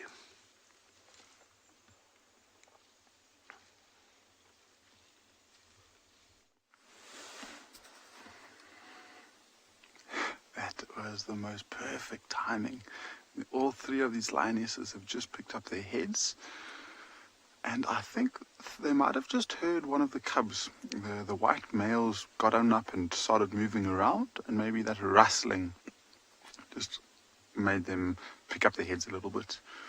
And we've decided to reposition slightly because we watched at least three of the cubs go and do their number twos, and the wind was blowing straight onto us. So we decided to save ourselves and position ourselves upwind of them. See this lioness, and just look at, as the afternoon's getting late and the sun is getting lower and lower, look at how the grass is just illuminating, and it's exactly the same color as her. It's providing such a beautiful backlight situation here. And we've been seeing a little bit more activity, which has been really nice. So a few of the females, I mean, this one is the first one to show as much activity. A nice big yawn. Yo. And I mean, that's the second or the third time that she's decided to yawn. But the cubs are showing a little bit more sign of life. And so they're walking back and forth from one another. They're lying down. A couple of them are grooming each other.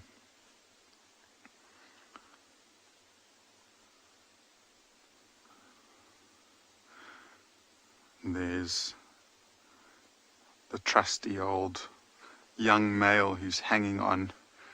He's doing so well. And down they go. So, I mean, we quickly drove towards the edge of the water. I saw one zebra that was in the vicinity walking down to have something to drink. But it had chosen its path quite well. It was walking. And it was walking right out in the open with no cover around it, and basically walking straight down to the water, so it would have had something to drink quickly, and it would have turned around and walked straight back the same way that it came. And these lions didn't even become aware of it, so they didn't even know that that zebra was passing by.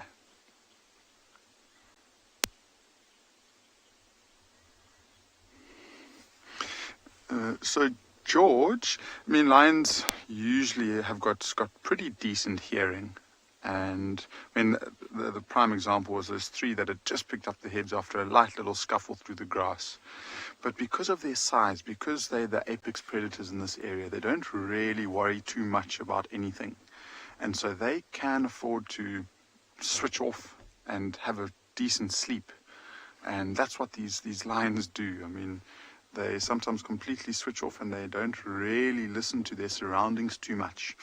And, you know, if something were to walk by and it was maybe 50 meters to 100 meters away, there's a really good chance that they'll see it. I mean, at least hear it. But if it was further than that, even if the wind was good, I doubt that they would really register. They'd probably also, if they did hear it, they'll understand, okay, that's too far for me to be interested in it.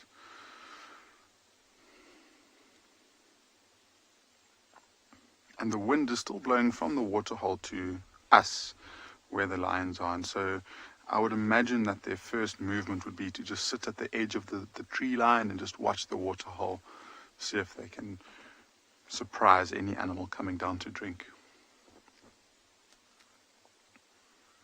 And this is one of the cubs now that's got its head up and starting to show a little bit more activity.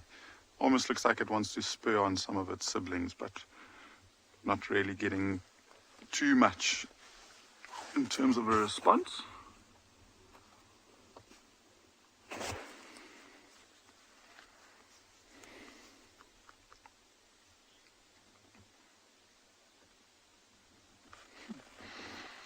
Yeah, so again, lion's not moving too much, so Steve has got some beautiful light that we'll send you across to go have a look at.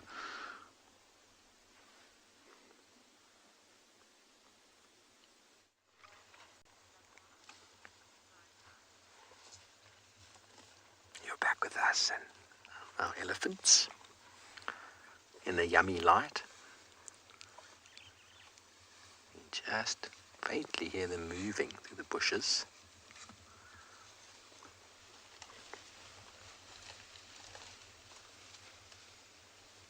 They are actually quite relaxed.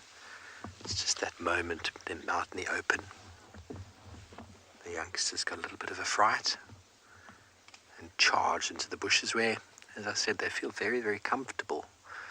Spent a lot of time in the northern Kruger in a place called Porphyry, where there's wonderfully large fever tree forests, but the fever tree forests are shaded and the soil is very, very rich in clay, and almost nothing grows in there apart from the fever trees and a very low layer of grass or forbs.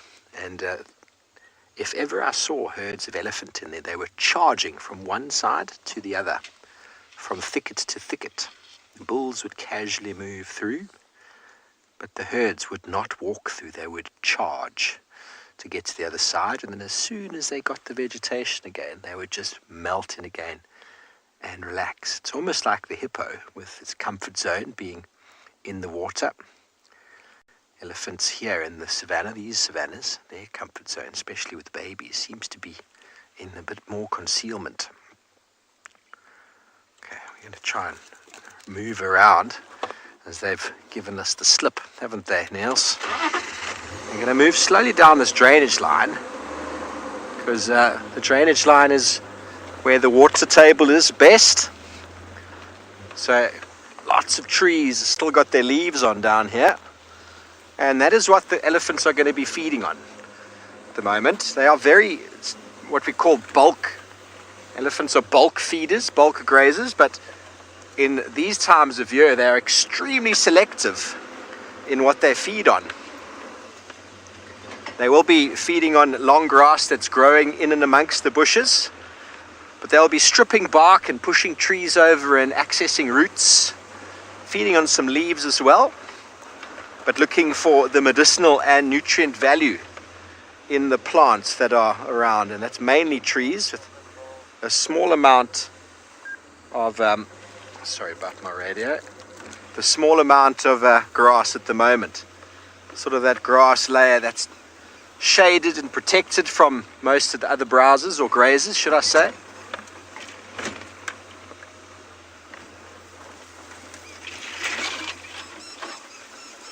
Hello, you want to know if elephant herds are civil with other elephant herds? Most certainly. Elephant herds, generally what happens is there's relations between them. I wouldn't say that they necessarily... We've got a white directly in front of us, Niels. Can you see him? A white-crowned, southern white-crowned shrike. Have you got him? A little bit more to the right. There we go, bottom of the screen. There's a southern white-crowned shrike. Wonderful. You might have heard it. It sounds like a squeaky toy. A little squeaky toy you might give to your dog. That squeak, squeak, squeak, squeak.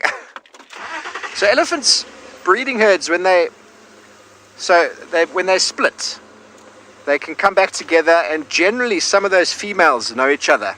They're very long-lived animals, so basically a couple of sisters might split off, eventually forming a herd of their own. I'm hoping they're going to come through here, forming a herd of their own, and then they have gatherings in the wet season where they come together and they show the babies of the last season. There's this one just over here. No, that is a log. Well, elephants do look like logs. I was hoping to get them in here, but they're quite well ensconced in the drainage line there. So when they do meet each other, they are very, very happy to see each other. They smell each other, touch each other. It is really quite something to witness, because it's like imagining yourself at, what is that? Big stump. Thank you, Niels. I nearly hit a very big stump. And before I break myself and the car and my cameraman's back, I'm going to send you back over to Eric, who I think has got some zebras.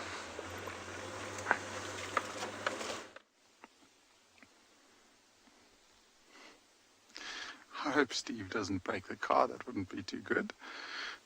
We decided to just have a quick another look, because those lions were doing nothing but sleeping, and these two zebras have just finished drinking. And it's quite interesting. They were walking away from us, and they turned around and they reacted, and they started running almost straight in the direction of where those lions are.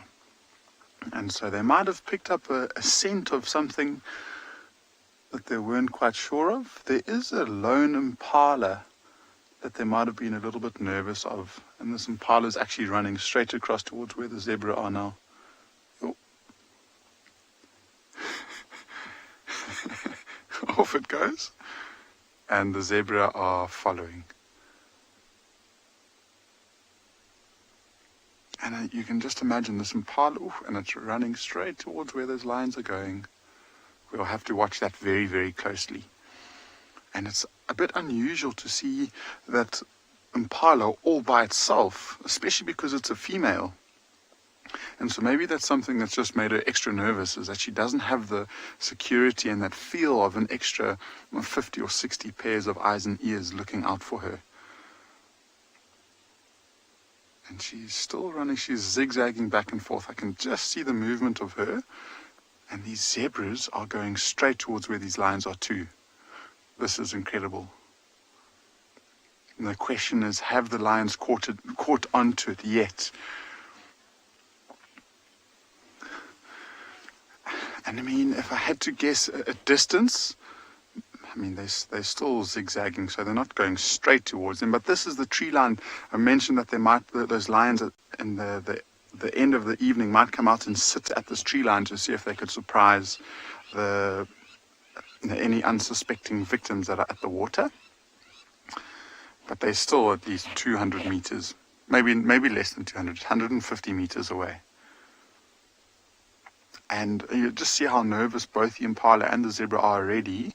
So I'm not going to move too much. I would prefer to just sit here and try not influence either the lions or the zebras, and just see if anything unfolds.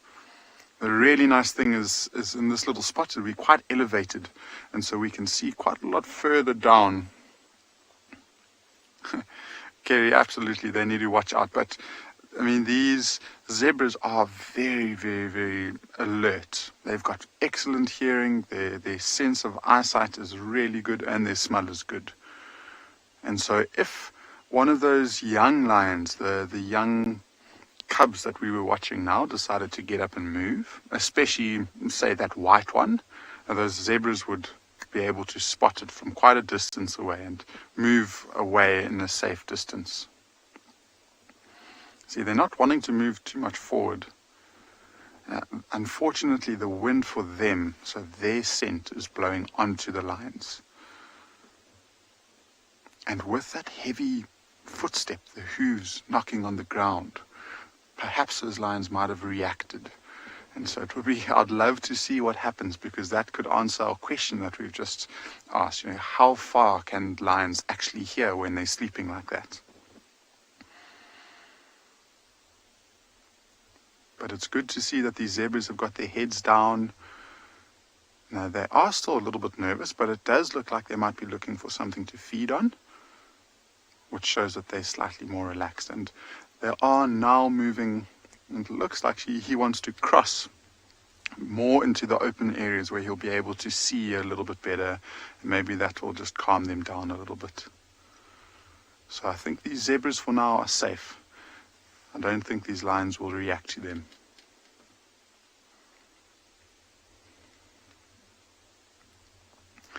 But it's amazing to look at their behavior. I mean, they know that something is up. And I mean, this morning we had those two lionesses on one side of the waterhole, these lions behind the zebra, and then we also heard lions calling from behind the dam wall to the left of where we are, so directly behind where the camera is pointing. Hippo's told me that I'm talking too much.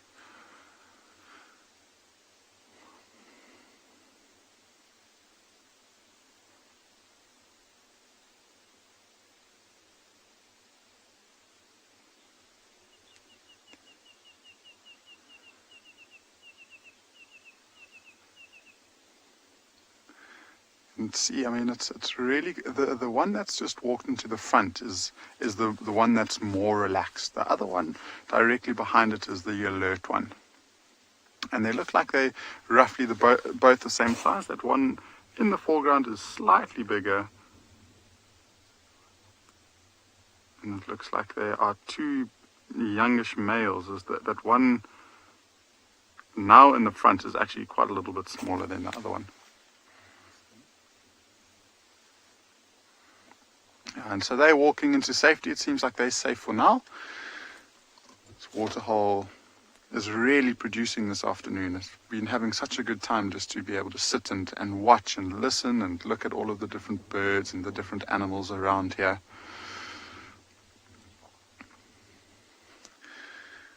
So, yeah, we will sit in this spot for a little bit longer before we return to the lions.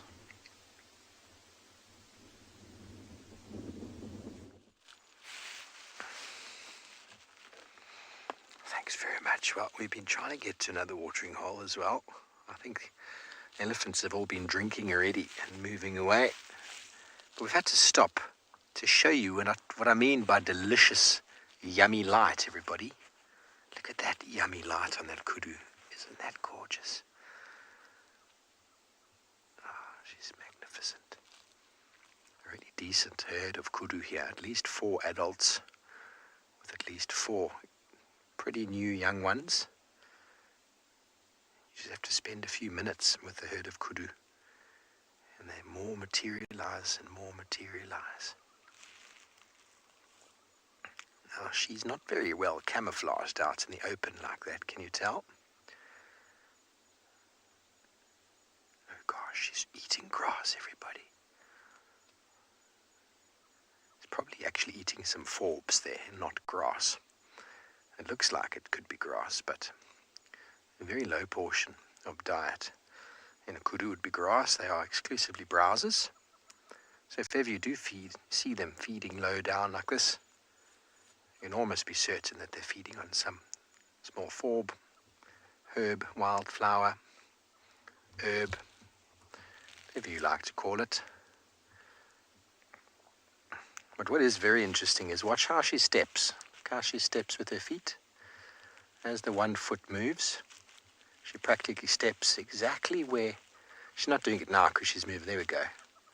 So when we talk about the direct register in a track, there where her front foot was, her back foot steps directly. So that is a means of silent walking. Got a youngster that's going to cross the road now as well, Niels, just towards this, here we go. She's going to do the same. And the difference between this guy's track and Nyala, for example, because that's a small kudu, so you'd think maybe it's Nyala, but then you would see that there's other tracks of the adult females. And kudu has got a much longer leg, which means a longer stride or gait, so you can actually measure that.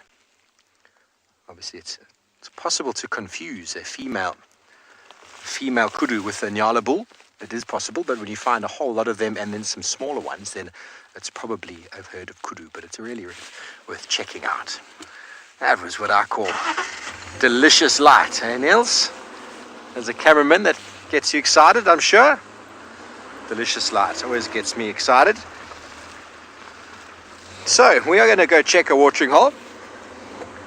And I might cross over to Simbambili real quick, because there was some tracks this morning of a male leopard around One-Eyed Pan that didn't come out. So we might go see who it is, because the tracks look like an animal with a little bit of a right foot sort of limp. Now that is most likely Hukumuri. Yes, sassy kudus are gorgeous animals, aren't they? They are my favorite antelope that we find commonly here. My favorite antelope is a sable, but I've never seen one on this property.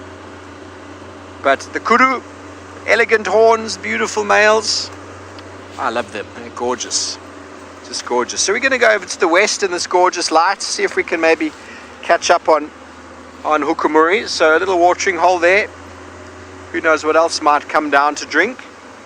There's still a slight breeze in the air, making it a little bit cool, and potentially animals will be moving, as you've seen. And we're just going to drive off towards the west into the setting sun.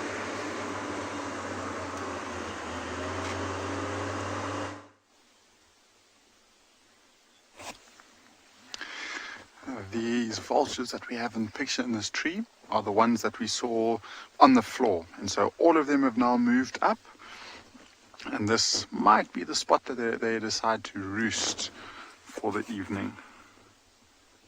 And again, it only looks like white-backed, unfortunately. No Cape vultures here today. They've got wild dogs at Juma. Let's quickly go over.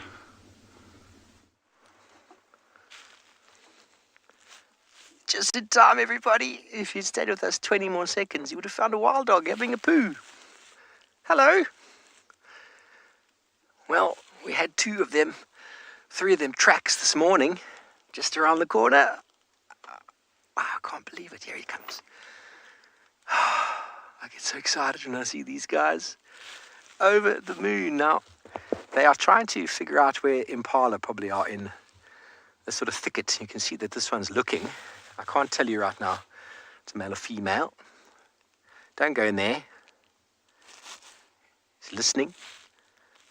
It's trying to figure out probably where its brothers or sisters or family have maybe gone, or maybe they are trying to sort of corral an impala. Going to go back slightly. Sorry, Niels. It gets very difficult with wild dog, everybody, to keep them in frame, because they do not walk very slowly. But for the moment, this one is walking quite slowly. He's trying to figure out where his friends are gone.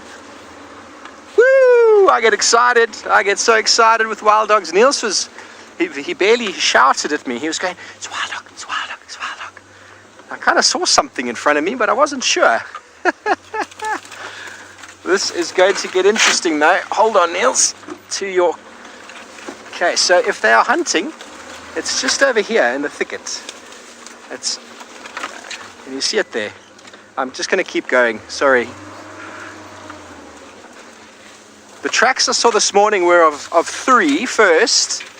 I found where they crossed and went towards the west. We found them tracks outside this morning, and then I found where it looked like wild dogs, 2 of them, had had a kill stolen from them by hyenas.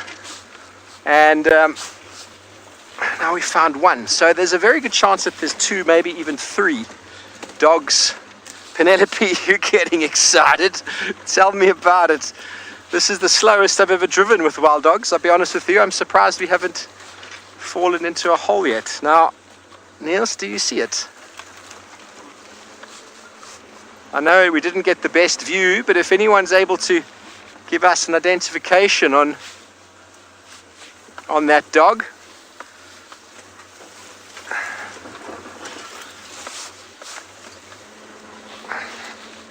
Okay, well, while we try and find out where our hounds have gone, let's send you back over to Eric and we'll just keep looking.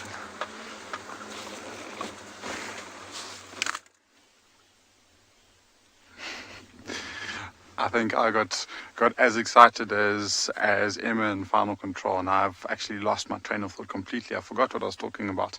But we just noticed when we had that single impala and both zebras walking into the bushes straight towards the lions, and we saw all three of them moving away. So I doubt even those lions would have even reacted yet.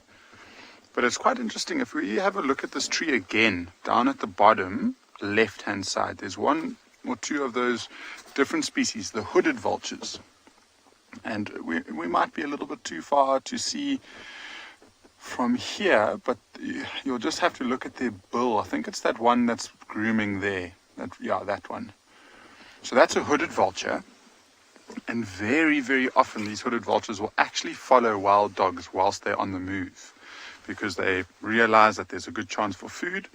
And so when you see a vulture like that, the hooded vulture flying from tree to tree, it might sometimes lead you towards a pack of wild dogs on the move. Now, they can afford to fly like that because they're much, much lighter than the white-backed vultures. So the white-backed vultures rely a lot more on the thermal lift, and so in the morning time, they'll probably be the last ones to leave. So the hooded vultures, if they don't leave tonight, will leave much earlier than the white-backed vultures. And then there are two other white-backed vultures. And then if we pan slightly more to the right-hand side, we'll show you which tree those lions are under at the moment, if we can get there. I think we can. It's one of those tall trees. There's another vulture. There we go. You can see the vulture on the top left-hand side. And that vulture's got its head tucked underneath it.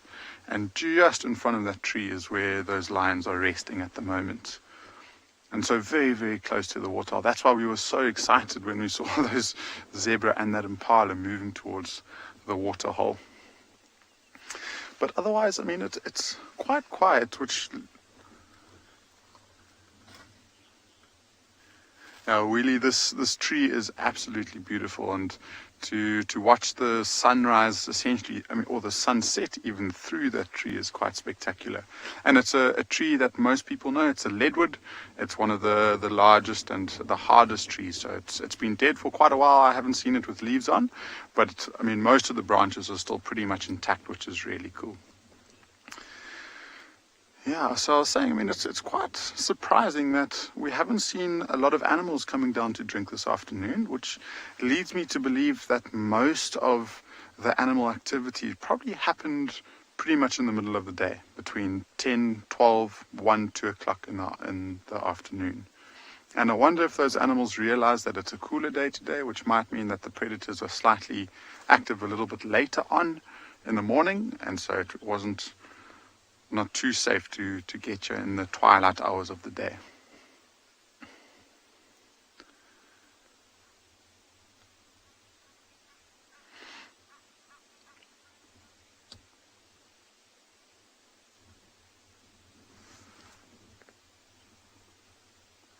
Yeah, so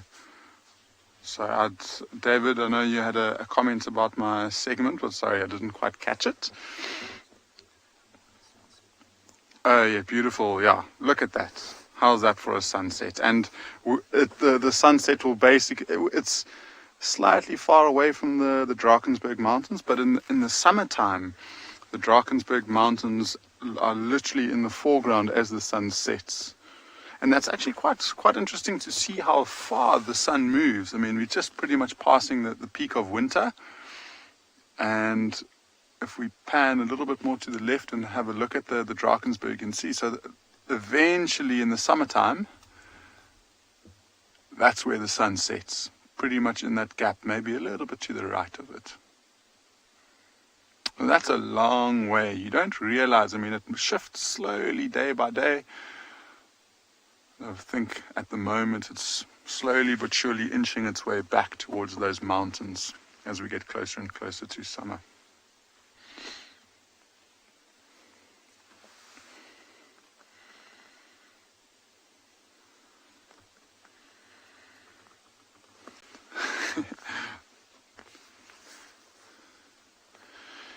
So we've got a hippo, just one hippo in the waterhole that seems like it's starting to get slightly more active. It heard I mean, it was calling. We heard it calling a little bit earlier on. But it's quite interesting because this is a good body of water, especially for this time of year. Bobby, that's a good question. I mean, exactly where those vultures are perching, we usually had a nesting pair of fish eagles. But I think at Ngala there's less water available for the fish eagles. So less water, yeah, I mean, there's more competition, I guess, so you'll only have a few individuals and pairs of fish eagles around, maybe one waterhole or two. I mean, if you compare Djuma and the Sabi Sands as fish eagles to an area, say the Chobe or the Okavango Delta, because there's so much water there are fish eagles pretty much on every tree. And so I think they're quite reliant on nice big bodies of water to get some good fish. I haven't seen the fish eagles that we used to see here in the last while, but we have seen them in another big waterhole in the eastern part of our reserve. But I mean, it's this waterhole and it's the other one that holds water throughout the year.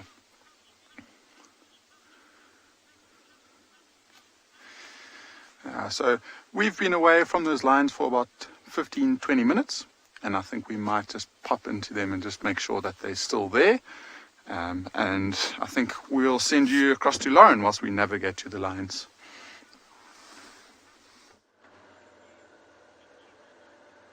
We've just found Danny Boy the Diker. I'm not sure if you can get it from there, BK. And his partner. He has a partner.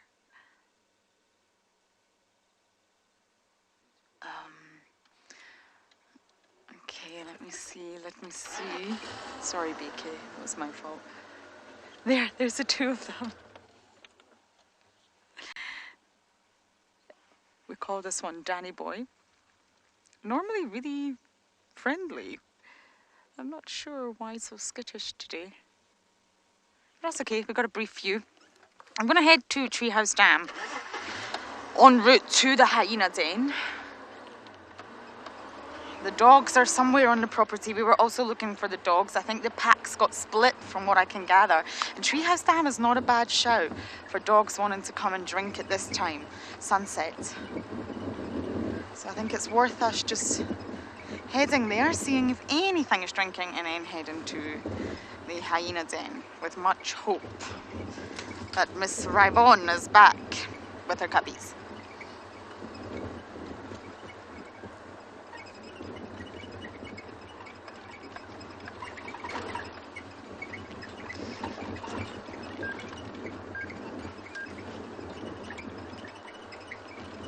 Jenna, oh they do, if you're talking about the wild dogs. Whew.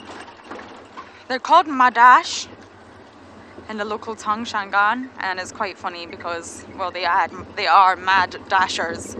Flat dogs are pleasant, but once they're on the move, it's really, really not easy. Through an open area, it's easier, but once they're going through the block, it's very, very difficult to keep up with dogs. So they might not be at Treehouse, but I think it's a really good place to just check. The radio is going crazy. I think everybody wants to see a pack of wild dogs.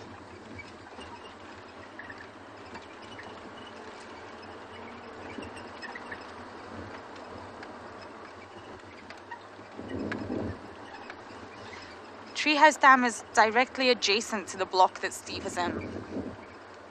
Steve is being very brave going into a block after dogs.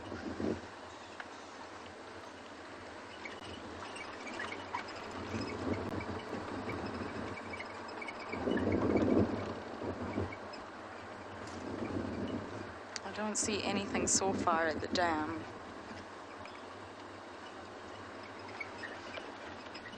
Danny, you're saying I've had great sightings. Sorry, my ear of dogs. I think so, my earpiece just fell out. Emma will confirm. Ah, yes I have. I've been really, really lucky with dogs. We had a period of 2 weeks where dogs were everywhere, different packs. And we were really, really lucky. Now, unfortunately, But that's not today, Danny. We will give you a beautiful view of Treehouse Dam. Very peaceful, very quiet. So I think we'll just do a little search in case the dogs pop out, and then it's back to the hyena den. Right, we've managed to find a friend of ours. If you all remember that day at the dam when we were looking into the mouth of an elephant who was feeding on the leadwoods above us, that was Kumo, and we've managed to find him again. Although Kumo has changed slightly, he used to have a collar round his neck for researchers to be able to follow his movements and understand what he gets up to. He seems to have managed to shake it off. As you can see, the collar is no longer there. Although we do know it's Kumo because on his trunk, between his tusks, he's actually got a small scar, which is healed now. It was obviously done when he was pushing over a thorny or knobbly tree, but it's healed now, so we still know it's Kumo. He's managed to shake off his collar. And these things have a lifespan anyway, so it's often that they fall off and then they have to be retrieved, and then the researchers can collect their data. But yes, Kumo looks very, very happy and healthy. He is busy feeding in this drainage line, or this low green area, just close to Leopard Dam, hoping that he might head to the dam to have an evening drink before he settles somewhere for the night.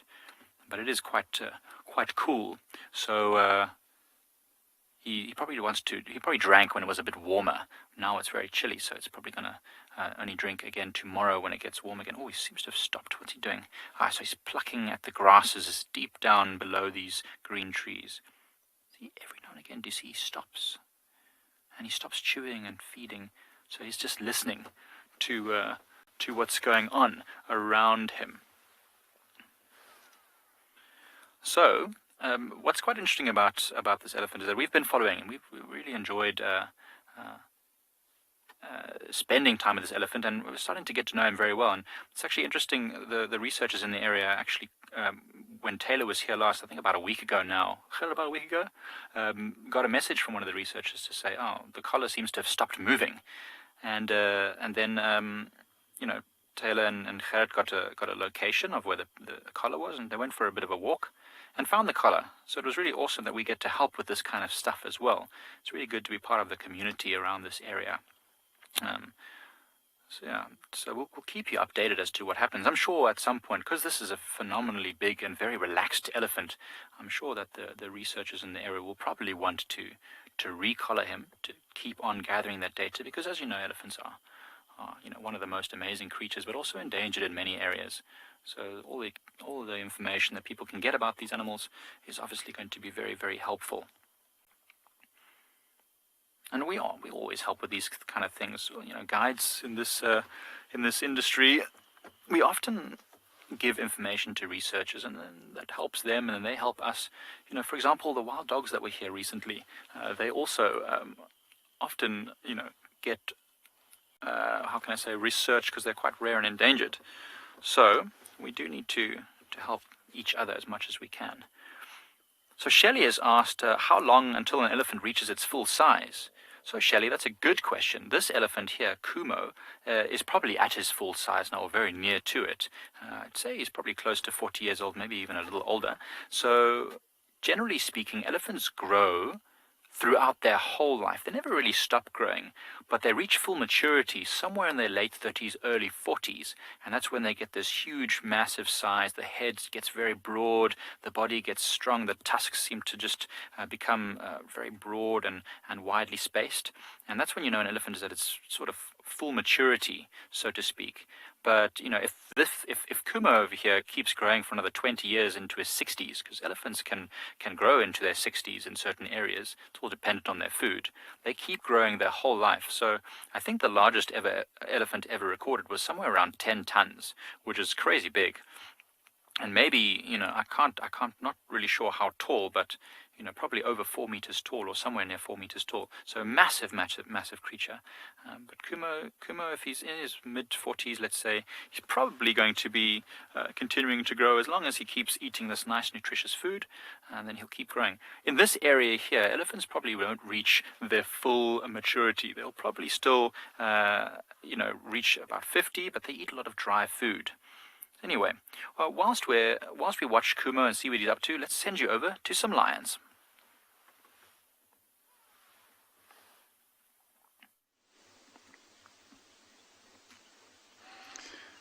We are back at these lions, and they do look like they're completely flat and sleeping. They have changed positions slightly, which means that they've gotten up and they've walked between 7 and 10 meters, some of the females, and they've gone back down. But we are starting to see them reacting to the noises around them. So starting to hear or at least starting to see them lifting up their heads and listening in direction. 1 or 2 of them are yawning. And it just takes time for them to get up and start their day, start their night, I guess. So this is perfectly normal for lions.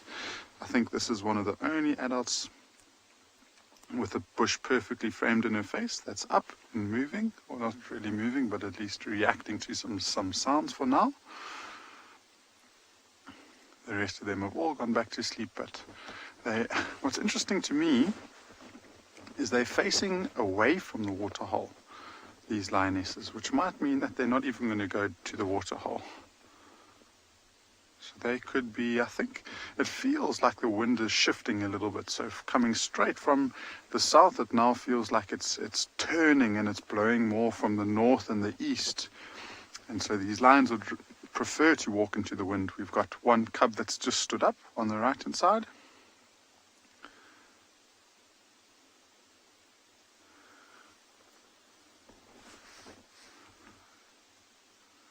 Over there.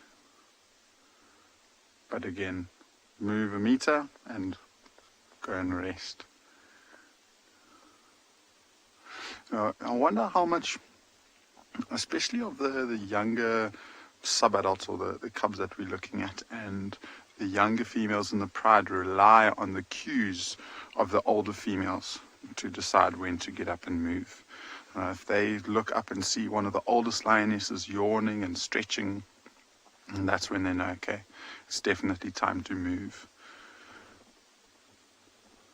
Now that everything's settled down for a little bit longer, they all seem to have taken the time to just get one last little snooze in before they start their afternoon. You can never get up. You always have to snooze your alarm once or twice.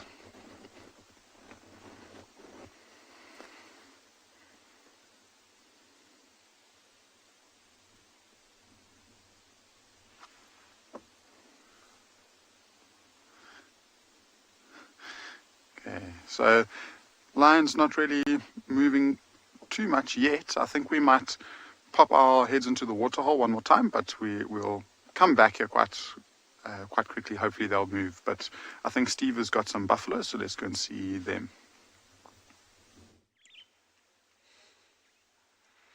You're back with us, and well, we followed our dogs for a while, and then they split, and we haven't been able to find them again. We've got another couple of vehicles in the area trying to help us, but we found some buffaloes in the meantime. And James Richards confirming that the one individual you saw, we eventually saw 2, is part of the breakaway pack that has been seen recently of 4 members with a very pregnant female. So I didn't see a third one. It's not to say that it wasn't there. They are quite tricky to follow, wild dogs. So we have got our ears open and we're listening for any alarm calls. We're going to slowly go around towards quarantine and see if we can find them. But I think they were looking for a steenbok or a duiker, the way they were missioning.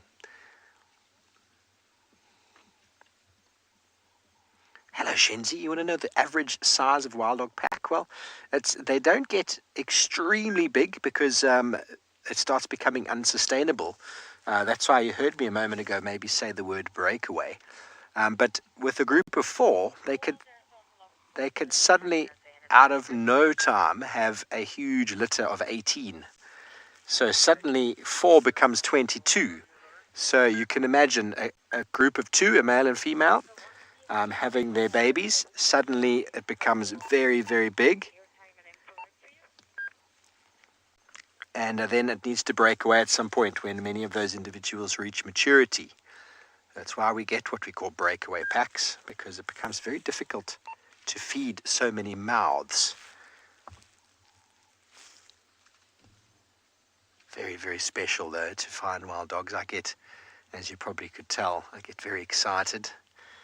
The wild dogs have said, "Welcome back, Steve," and indeed it is wonderful to be back. And some buffaloes, wonderful afternoon of elephants. And you know, we talk often about the sort of gut instinct, and I decided at that junction to turn right and let's go see if we could find Hukumuri, and that took us west towards where the dog was just in the road. We could easily have gone east and completely missed them. Those of you who missed the show this morning, just where we are now, we found tracks of 2 dogs this morning. I think it was actually 3, I can't recall. I think it was 3. They crossed here towards where the buffalo are, and then later on we went to go see if we could assist in finding Shadulu, the female leopard, and we found where 2 dogs, it appeared to me by the tracks, 2 dogs had probably made a kill because hyenas had stolen it and dragged that meal all the way back to the den. Shadulu probably heard the commotion. That's what sent her all the way down to where she had been, and she was actually smelling the trail left by the hyenas, and the dogs probably after that they had come in this direction. They were probably lying up in the block nearby where we are now and only started moving a little while ago. So it's amazing what can be done and can be imagined with some tracking. And it sounds like Lauren has made herself her way back onto Juma. I wonder if you can guess where she is. Adios. I'm in my happy place. And we have, I believe, Intima and her mother Ribbon, and our 2 cubbies are out and about. They're watching impala and zebra. I'm not sure, BK, can you see those zebra over there? They're quite far off. Just to the left through that gap you can see there's a herd of zebra, probably the same ones from quarantine, who have all made a mad dash away from the madash. Yeah, that was terrible. And oh, the cubbies are interested, especially this little one over there. It's so lovely to see Intima. She gets very excited when she comes to visit Mom. She's classified as an adult now. Sexually mature. She was 3 in February. And Intima was part of a twin litter as well. And sadly, the other half of that litter didn't make it. Her litter mate was called Lamula. Hello, Intima.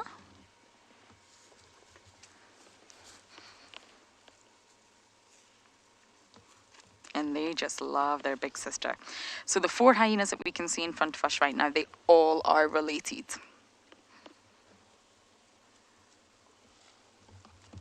I really hope we can get a glimpse of Corky's little cub. But these cubs, both of them, the 2 boys, they're not directly related to Corky in any way. They're part of the clan, they're clan members, but not relatives.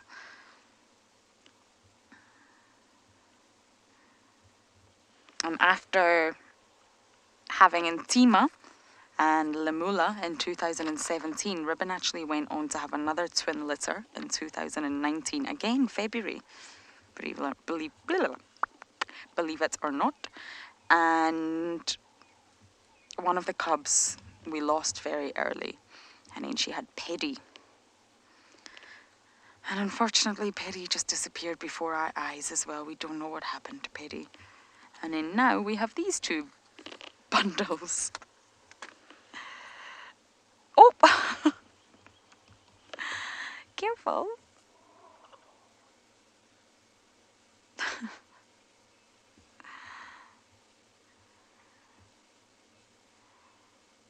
And they will know, they will very much know that Intima is also high ranking.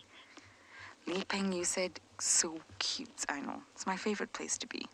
We came earlier, but no one was here. So it just sort of shows you that once it gets cooler and the sun starts to go down, these nocturnal animals start to become more awake.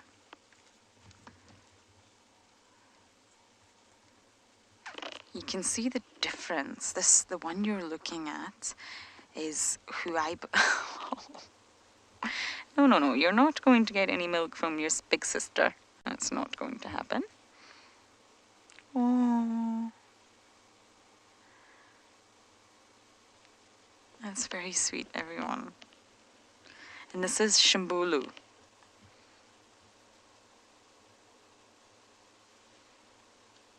Who I believe to be the most submissive one, but not completely confirmed. Very, very dark in comparison to its brother, Ngwazi.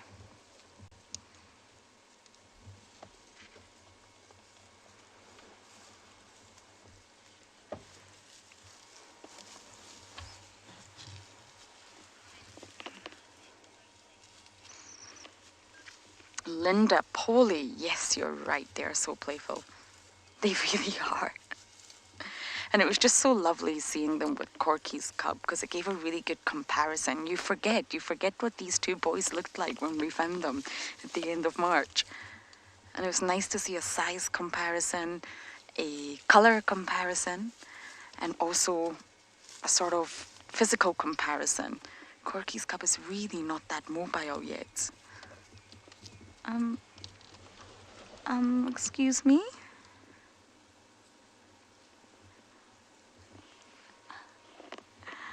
Under the car. The usual.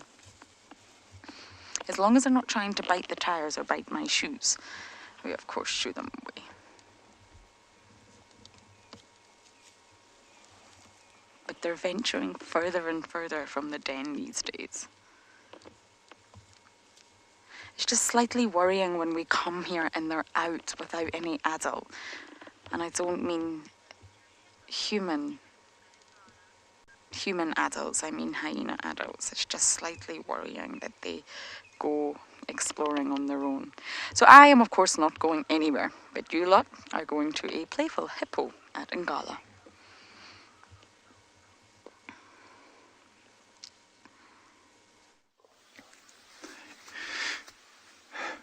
Here's the hippo. He's being so much more entertaining than those lions. By himself, and he's just basically tossing and turning. He's flicking his head up. He's really starting to get active, and I wonder if he's not going to come out of the water before it gets dark. That will be really cool.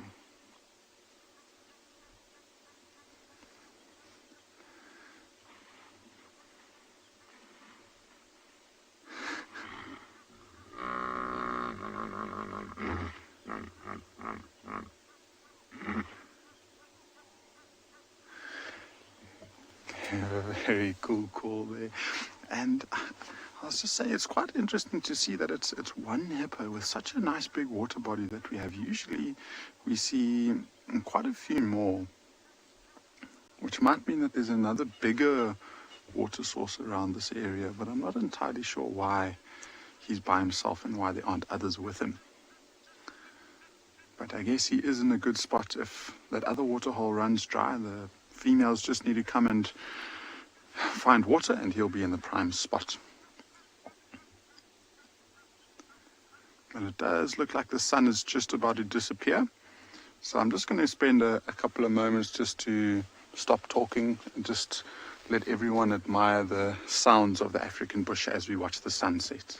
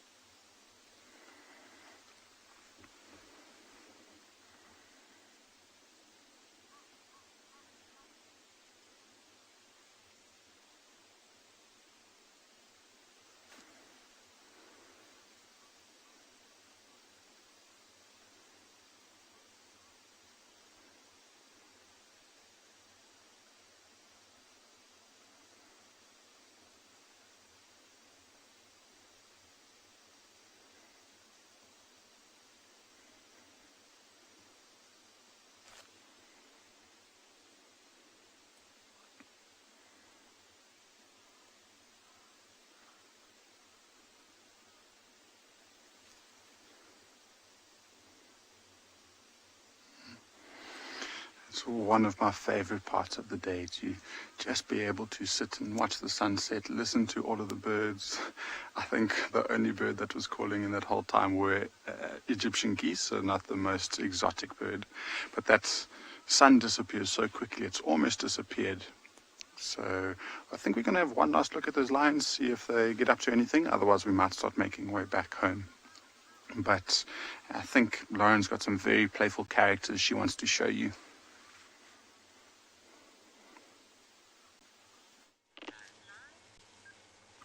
Now, everyone, I do have something terribly sad to announce. Swazi has just arrived and he's still got the wire on. So there's been a bit of confusion.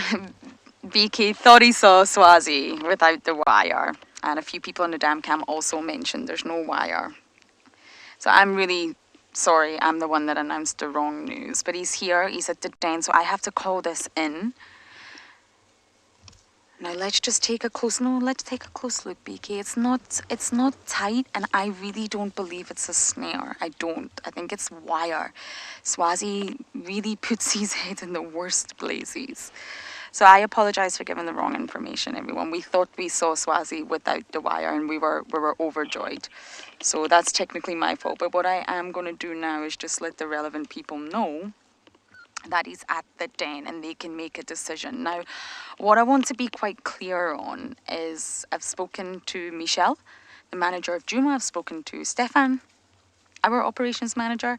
We've spoke to the Sabi Sands. And let's try and get some close-ups, BK, because we can utilize that. Let's see.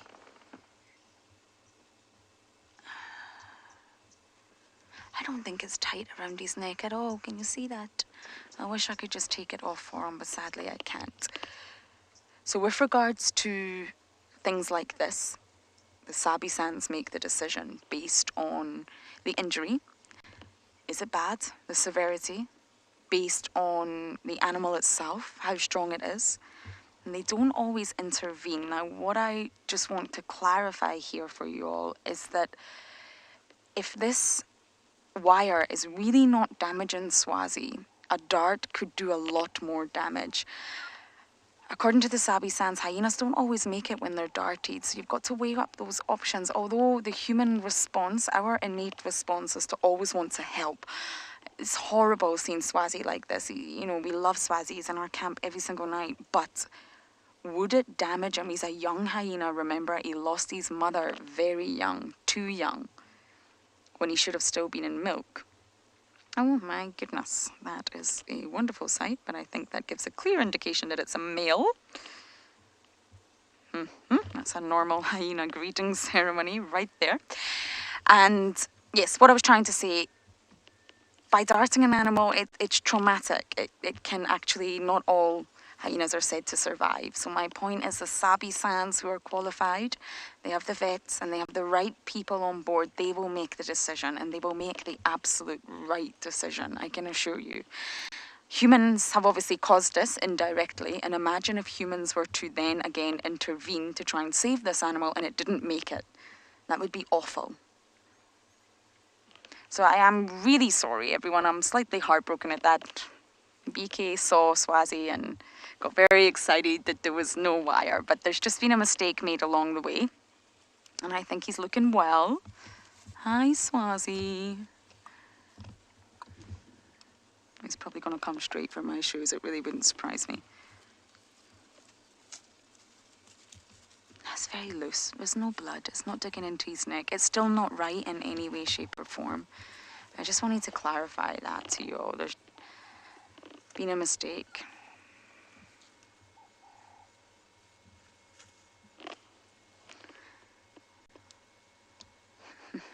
He's a young hyena. He lost his mum Pretty, but he's still got his, yes, he lost his mother Pretty, but he's still got his sister Indabella. He was born in September 2018, so he's not even 2 years old yet, and you know, he really lost his mum too young, so he missed out on the richness of that milk. You can see how tender the cubs are with him. See how tender he is with them. And many of you are thanking me for that explanation. You're welcome. We got it wrong, and it was a little bit sad to know that we got it wrong because it was not intentional. But yes, we will absolutely do the right thing, and it's the Sabi-san's decision at the end of the day. And they will make the right one. Absolutely, they will. It's just sometimes humans intervene too much, and we end up making the wrong decision. Shoe. Shoo, shoo. No, not my shoe. Shoo, shoo. Okay, there's another hyena coming in. We'll try and ID it for you, but we're going to sit tight and wait to see what happens. You guys are going to cross to Steve.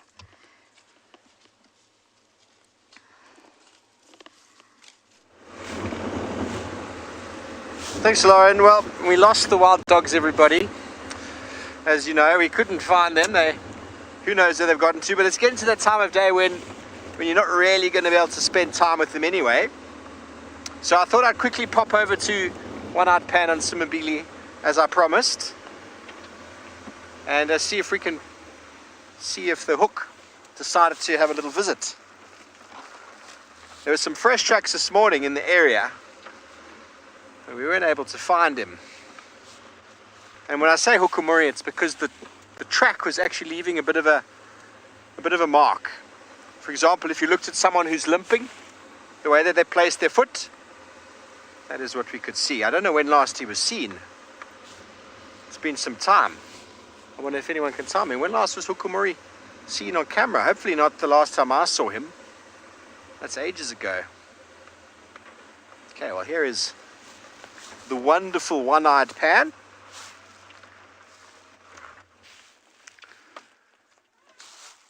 A wonderful place to do some birding. I've been attempting to try and do some birding this afternoon, find a nice watering hole, but so much has just sort of gotten in the way along the way.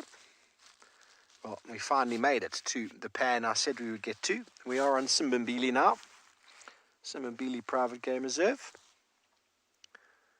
and wonderful to spend some time on this new property for us.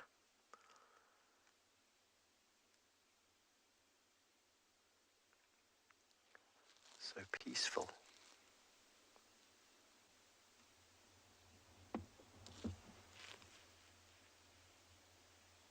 There's almost no noise at all.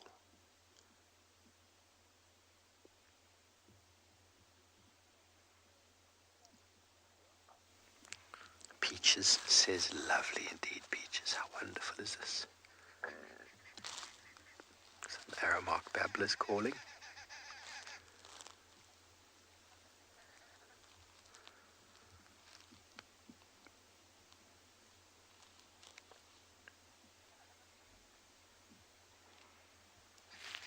We'll do a little loop around this area and see if maybe he pops out. So you never know. We might be lucky.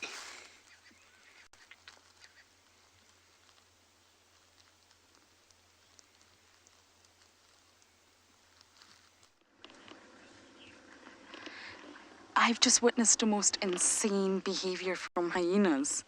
I've never seen it before. There's 2 new hyenas on the scene. One of them tried to stalk Intima. And when I say stalk, I mean exactly what the cats do, just like a leopard. When you see Kalamba lifting one leg up at a time like a ballerina. This hyena just did this to try and stalk up on Intima. I've never seen a hyena do that before.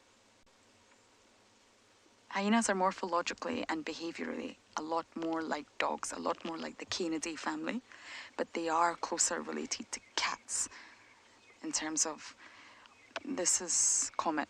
We've got Comet here. You can see immediately from that right eye.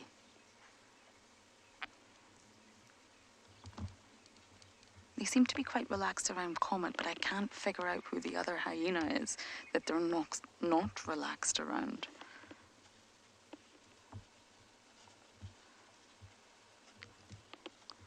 Oh my goodness, this is a very active den site right now.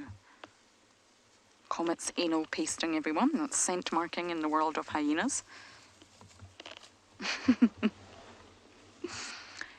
Turning your anus inside out to paste a oily, fishy substance on the vegetation is how hyenas scent mark.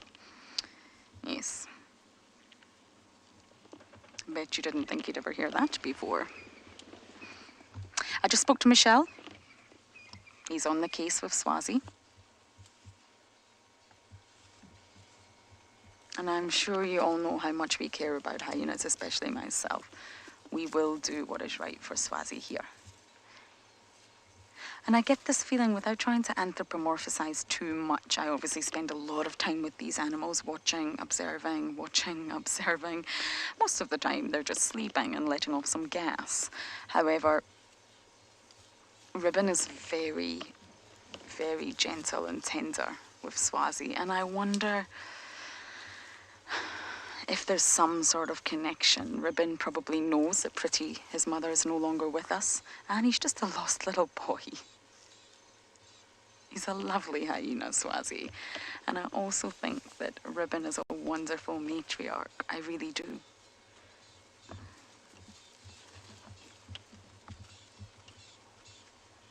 Just like Waffles in the Masai Mara, Waffles was also very low ranking and made it to the top.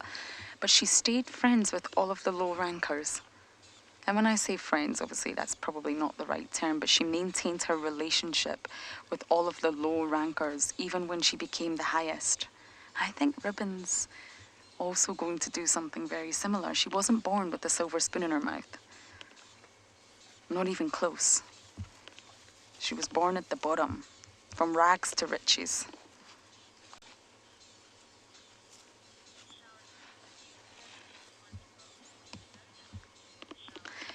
Michelle, you're saying Ribbon is wonderful. There is no doubt. Oh, she is. She really is. She'll have some sort of memory of being at the bottom. She knows what it's like to be the lowest ranking hyena. She didn't start at the top. She climbed up, and I just think something makes me feel like that stays within them. Same with Waffles, the matriarch in the Masai Mara, and the same with Ribbon. Look how much she trusts Swazi.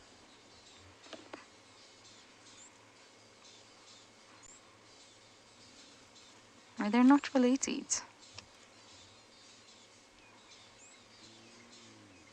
But Ribbon completely trusts him. He's just a youngster.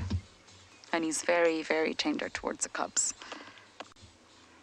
I'm just sad to see that wire.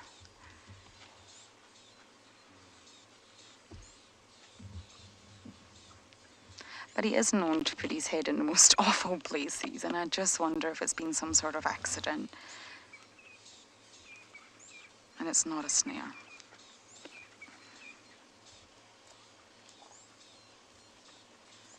And now Swazi is anal pasting. Oh, now the cub's doing it. Gwazi's going to try and anal paste. The cubs are not really market territory, they're just copying the adults. Okay, of course, as many of you have already guessed, I am not going anywhere.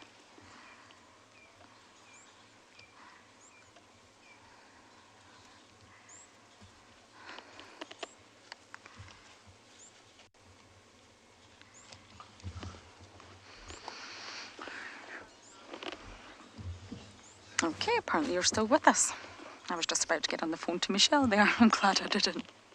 He's on his way. Michelle's on his way to also see Swazi. I think you need to see him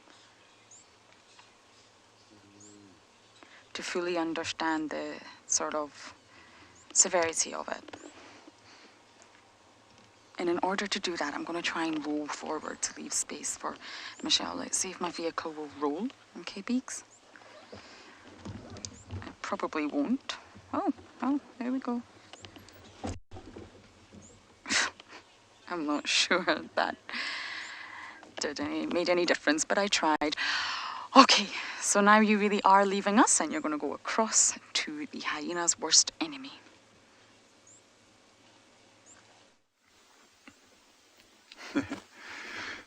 So these lions have just started to move a little bit more. I'm not going to hold my breath yet, and they could walk and settle down a few more meters. The biggest difference was that a couple of the adult females spent a long time grooming So that one that you can see in the distance there, those two are the two middle-aged lionesses. And so that they've just disappeared. The next one that's just sat down, she is the youngest one with the two youngest cubs. And then this one directly at the back is the oldest generation. And you can just, even from there, you can see the size. And without a single noise, they've gotten up, and so there we go. 10 meters down the line, they've sat down again, but it's encouraging signs for sure. The adults are definitely looking quite intent all of a sudden, and again walking away from the waterhole, which I find quite surprising. A few of the cubs are now reacting a little bit further off to the left, and so now they've got their heads up, and I'm sure they'll get up and follow them shortly.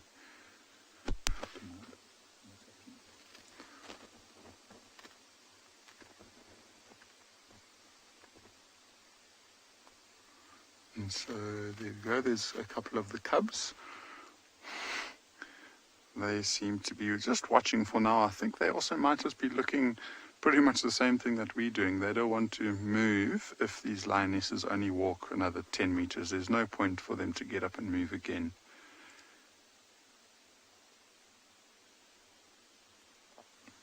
I just find it so fascinating how they're able to just read the cues of the different pride members and be able to know exactly what's going on. And then we've got a group of teenagers that obviously slept in much later than what the adults have, and they are unaware. None of them have picked up their heads yet to see their mothers disappearing.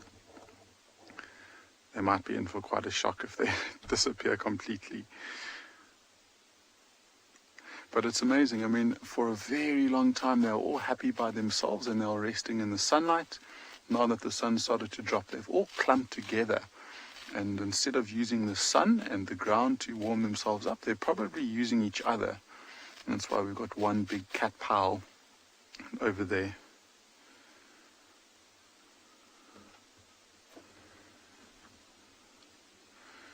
So just behind one of the bushes, we've got where that lion is coming from now.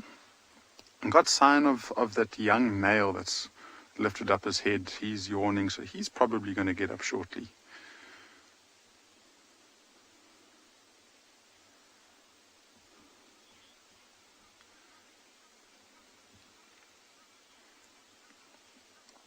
Megan, absolutely. The dynamics of this pride is quite fascinating. And I mean, I think the highlight of my day was seeing those two related lions that were not part of the pride anymore, but are still essentially family. And they were so close to one another. I was so hopeful that there was going to be some sort of a rejoining or reunion at least. And this one, so that one that's just stood up, if you look at her, I mean, her such huge neck muscles and big shoulders. And that's the last of the oldest lionesses to get up and move. And so all of the adults are gone. It sounds like there's an elephant that's just joined the hyenas. So let's see how the hyenas react.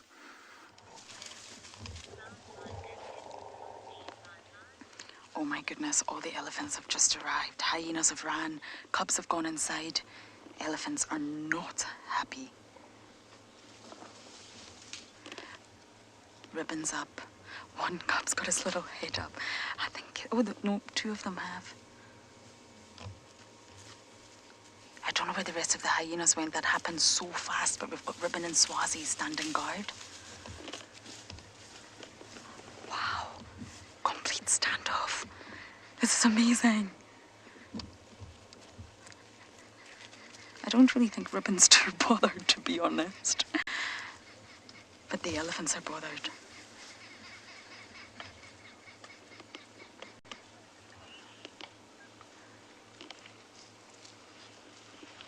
Hyenas are not scared of him. Oh, Ribbon's going to sleep.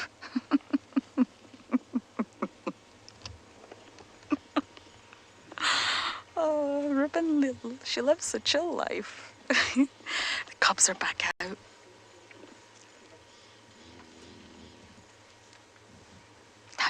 happens in a second. It's the elephants that are not happy, and I was explaining this the other day. You see how they all bunch together for safety, bunch together when there's a threat. Nancy, you're right, bush drama. Drama between the species. Swazi's trying to call Corky's cub.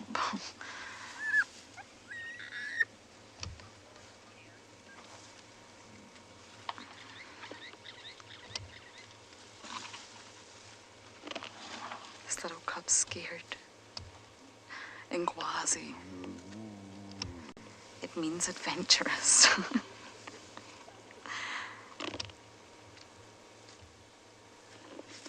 What are those big things? Oh yes, they're too big. They're too big. Oh my goodness, the elephants are coming closer. Oh my goodness.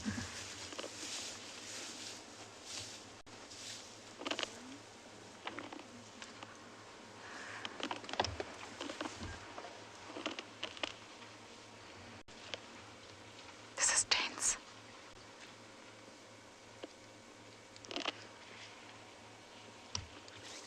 Oh my goodness.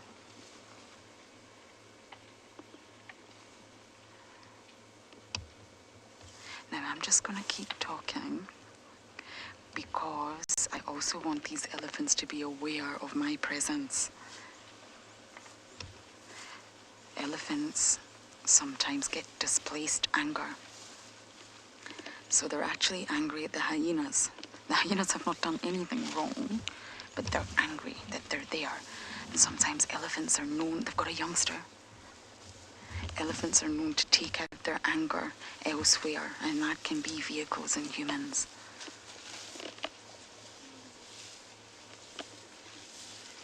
I just want to just keep talking and not be completely silent.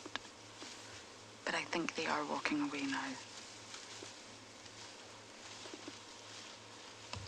Oh, ribbons up.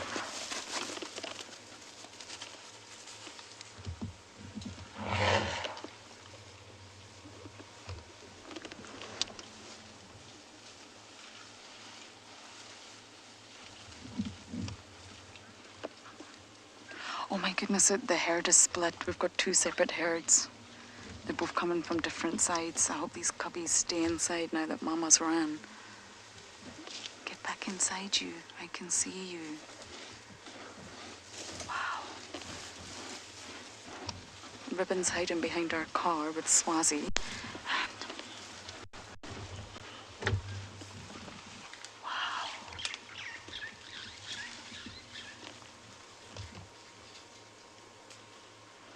You two should not be popping your heads out like that. I feel like a protective auntie.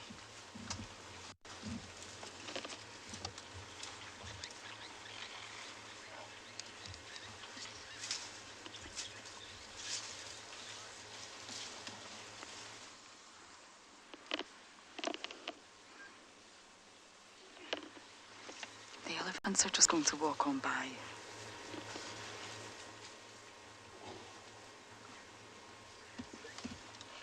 Shimbulu's still out. Oh, no, the two of them are out. Swazi's coming back. He's right in front of the vehicle.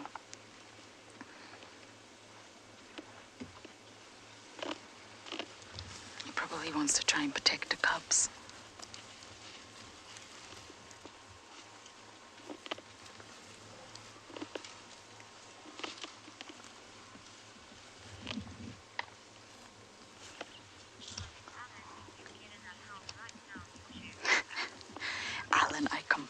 Agree. I'm going to do it in that voice. You two get in that house immediately.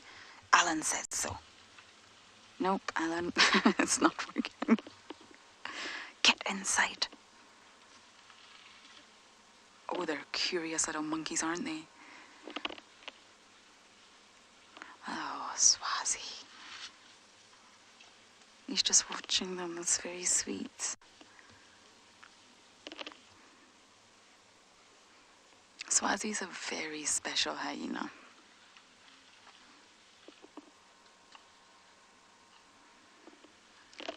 think this is one of the most spectacular sightings I have ever had at the hyena den. The elephants are pretty much gone now. You can probably hear them crunching branches, but they've left.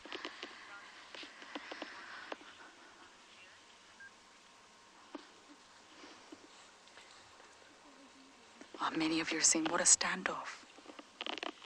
You're right, what a standoff. Ribbon's not too bothered, really. She ran, though, and she knows the cubbies will run inside. The elephants could have charged those cubs.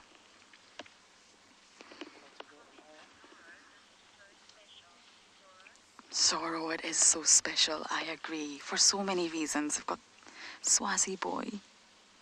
You know me so well, don't you? Swazi boy, who we've managed to get to check up on, protecting the little cubs. We've got Ribbon, we've got Intima, Comet ran.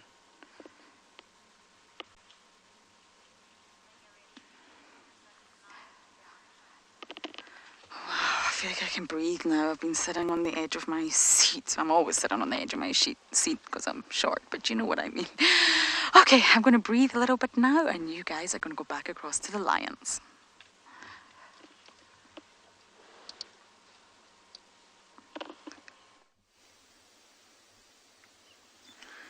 And these lions certainly are.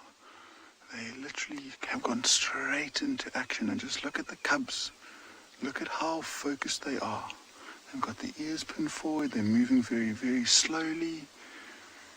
Just up ahead of us, slightly more to the left-hand side, there was, I think, a warthog that was coming home for the evening. There was a burrow, and these lions intercepted it, and this warthog just managed to get away.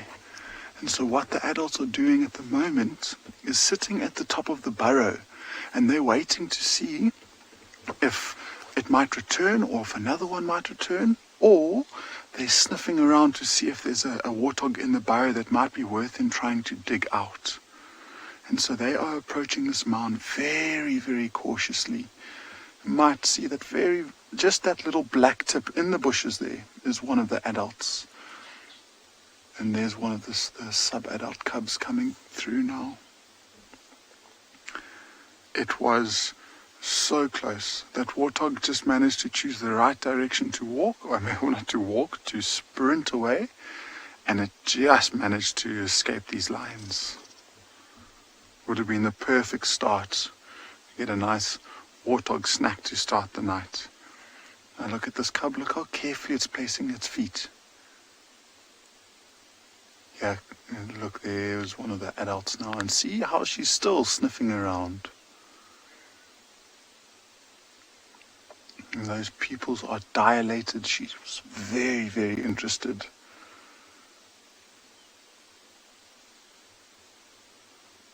It seems like she's now probably realizing,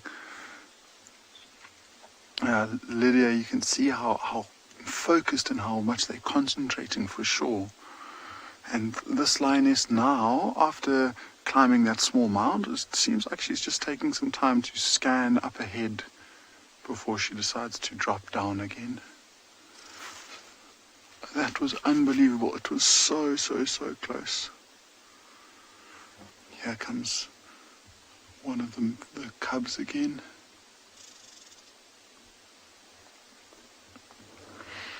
But again, just looking at each other's body language, how the whole pride's character has changed from sleeping lions, enjoying the afternoon sun, to switching to these ferocious predators looking for something to feed on. Except that one. He's still ready to sleep.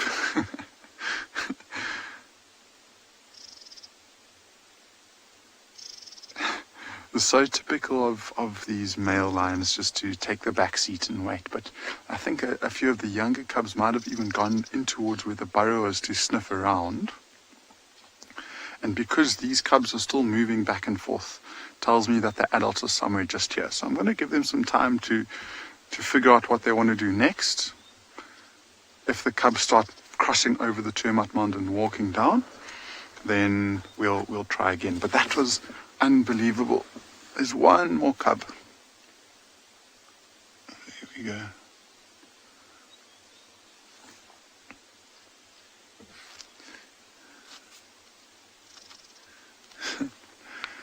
Yeah, so we're going to stick it out. Got another 13 minutes or so for something to happen. So everyone cross fingers, hold thumbs. But let's go and check on those hyenas and see if those elephants have moved off.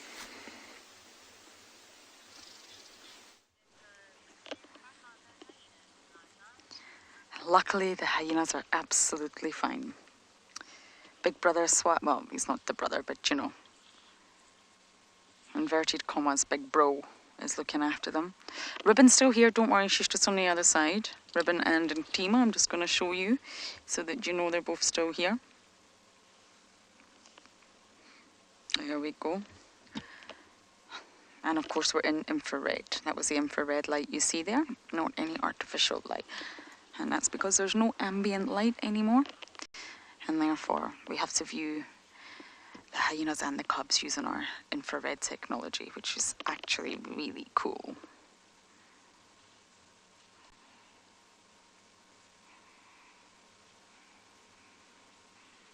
That was just amazing. I don't actually have any words anymore. Oh look, the infrared gives a really good sort of detail of this little spot pattern. There's a J.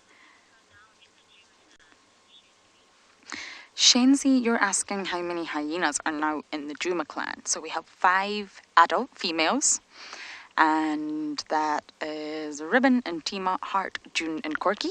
That's the 5 adults. Then you've got all these sub-adults, and so far we believe we have Swazi, this one, and Indabele, his sister. Then we have Sutu. Sawana's not been seen in a while, but we've not got confirmation on Sawana. Then we have these 2 little cubbies who are now named Shimbulu and Ngwazi. And then we've got Corky's little cub, who of course does not have a name yet, just a little bit too young. And then we've got the males. Now I think we've got 8 males. Let me just quickly try and see if I can run through them all for you. Recently, we have Falco, named after Mr. Steve Falconbridge. And we have Luca, Fika, Saka, Kaikau, Comet. Koza's not been seen in a while. There's a few concerns about Koza.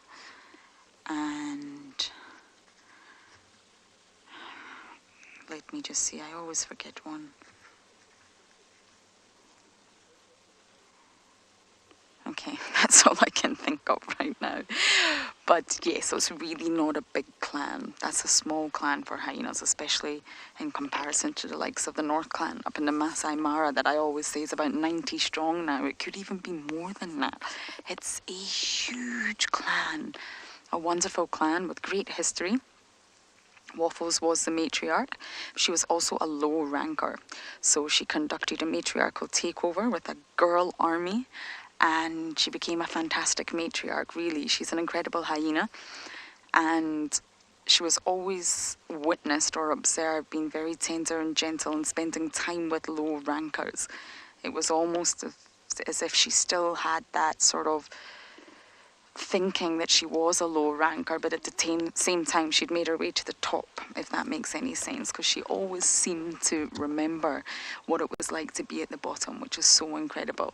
And I think Ribbon's going to be exactly the same in that respect.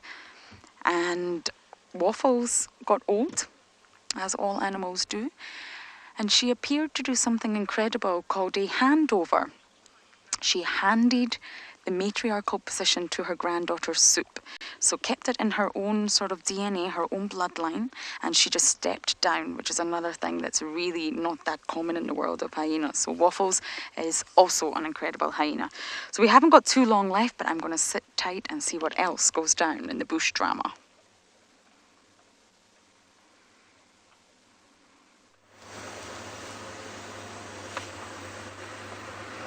And you're back with us in the darkness with the spotlight out, everybody.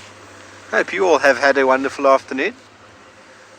I'm super excited being back today, finding some tracks this morning, interpreting some tracks, and then finding some wild dogs.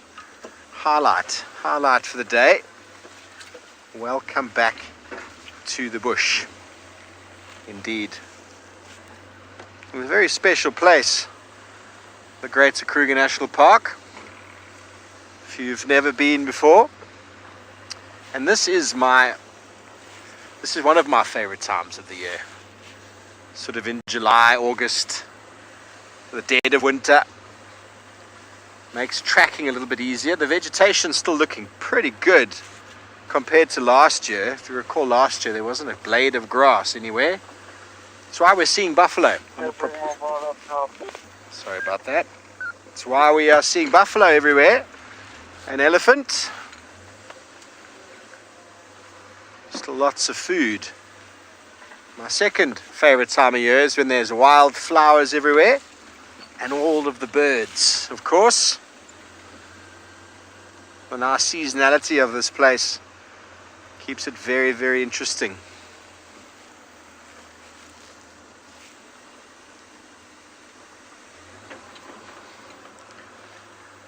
YY wants to know when I'm going to be doing some plants. Well, YY, there's no flowers out at the moment, but I am planning on doing something tomorrow with trees, with the plant. I haven't decided which one. We'll have to just see in the morning, because tomorrow is what? Yes, it is Monday. So I do plan on pulling out some medicinal magic over the next few weeks. I'm here for 3 weeks, so we can do at least 3 of them. And I'll also be focusing a lot on plants. When you get drives when it's pretty quiet, there's always a tree to go to. This morning it was starting to get to that point, and then we picked up on leopard tracks and a drag mark and just got all exciting again. So I am planning on doing a lot more vegetation while we're here. Those plants that are left in it will be interesting, because I'll be focusing on plants that the elephants are actually utilizing, and we can maybe go into detail about why the elephants are potentially eating these things, and why we eat them or use them for medicine. Huge amounts of medicinal properties are locked up in vegetation around the world. Pretty much all the pharmaceuticals you know of that you buy in the shops have come from some plant origin.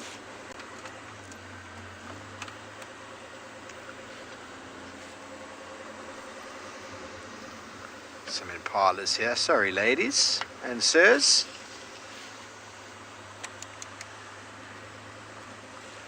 David, giving the public what they want. Yes, David. I look forward to it. I look forward to doing some more plants. And who knows what I'm going to do. You're just going to have to wait and see for the morning. Okay, well, we're just going to do a little loop of quarantine here. See if we can get any luck. In the meantime, back over to the Duma clan.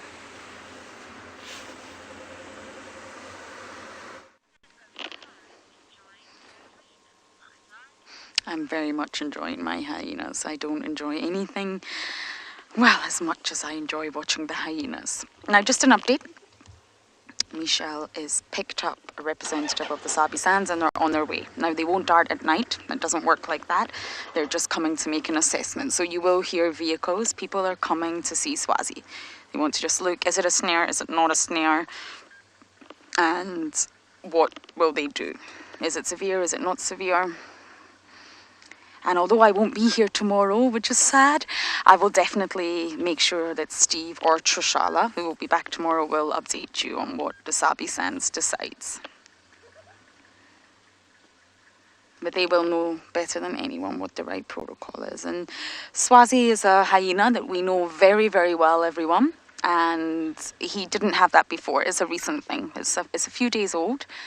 And he's clearly absolutely fine. So we'll just let the Sabi Sands handle it from here.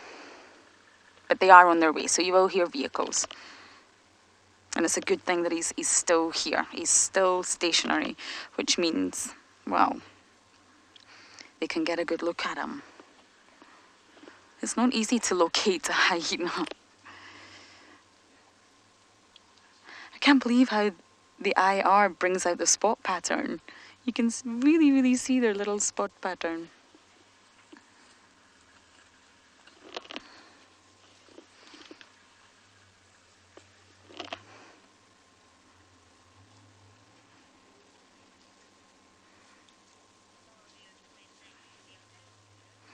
many of you are thanking me for the update. Not a problem. We're a little bit sad we got it wrong, but we're trying. It's not easy, and I'm trying to think of the right way to say this.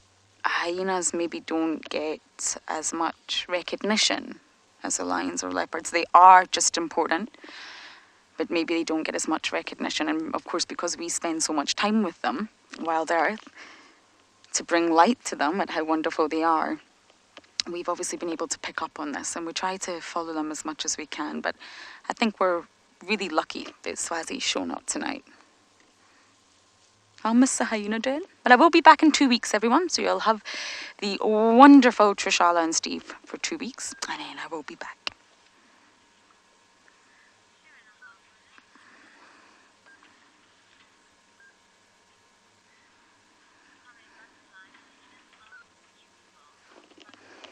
Butterfly, I agree. Hyenas are beautiful. I think they're stunning. They remind me of dogs, as in domestic dogs.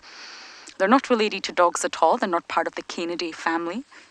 They're more closely related to cats if you had to choose between the two. But of course, they're... Don't you think about looking at my shoes, Swazi. It's right in front of the vehicle. Eyeing up my shoes. And don't go anywhere.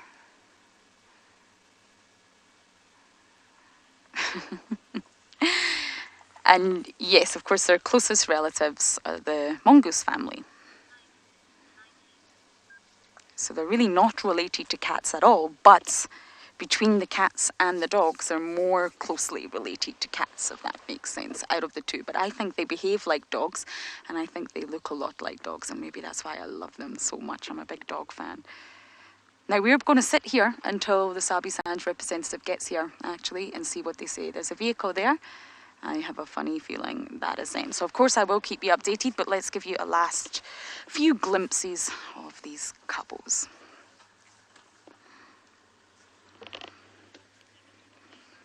Or maybe not.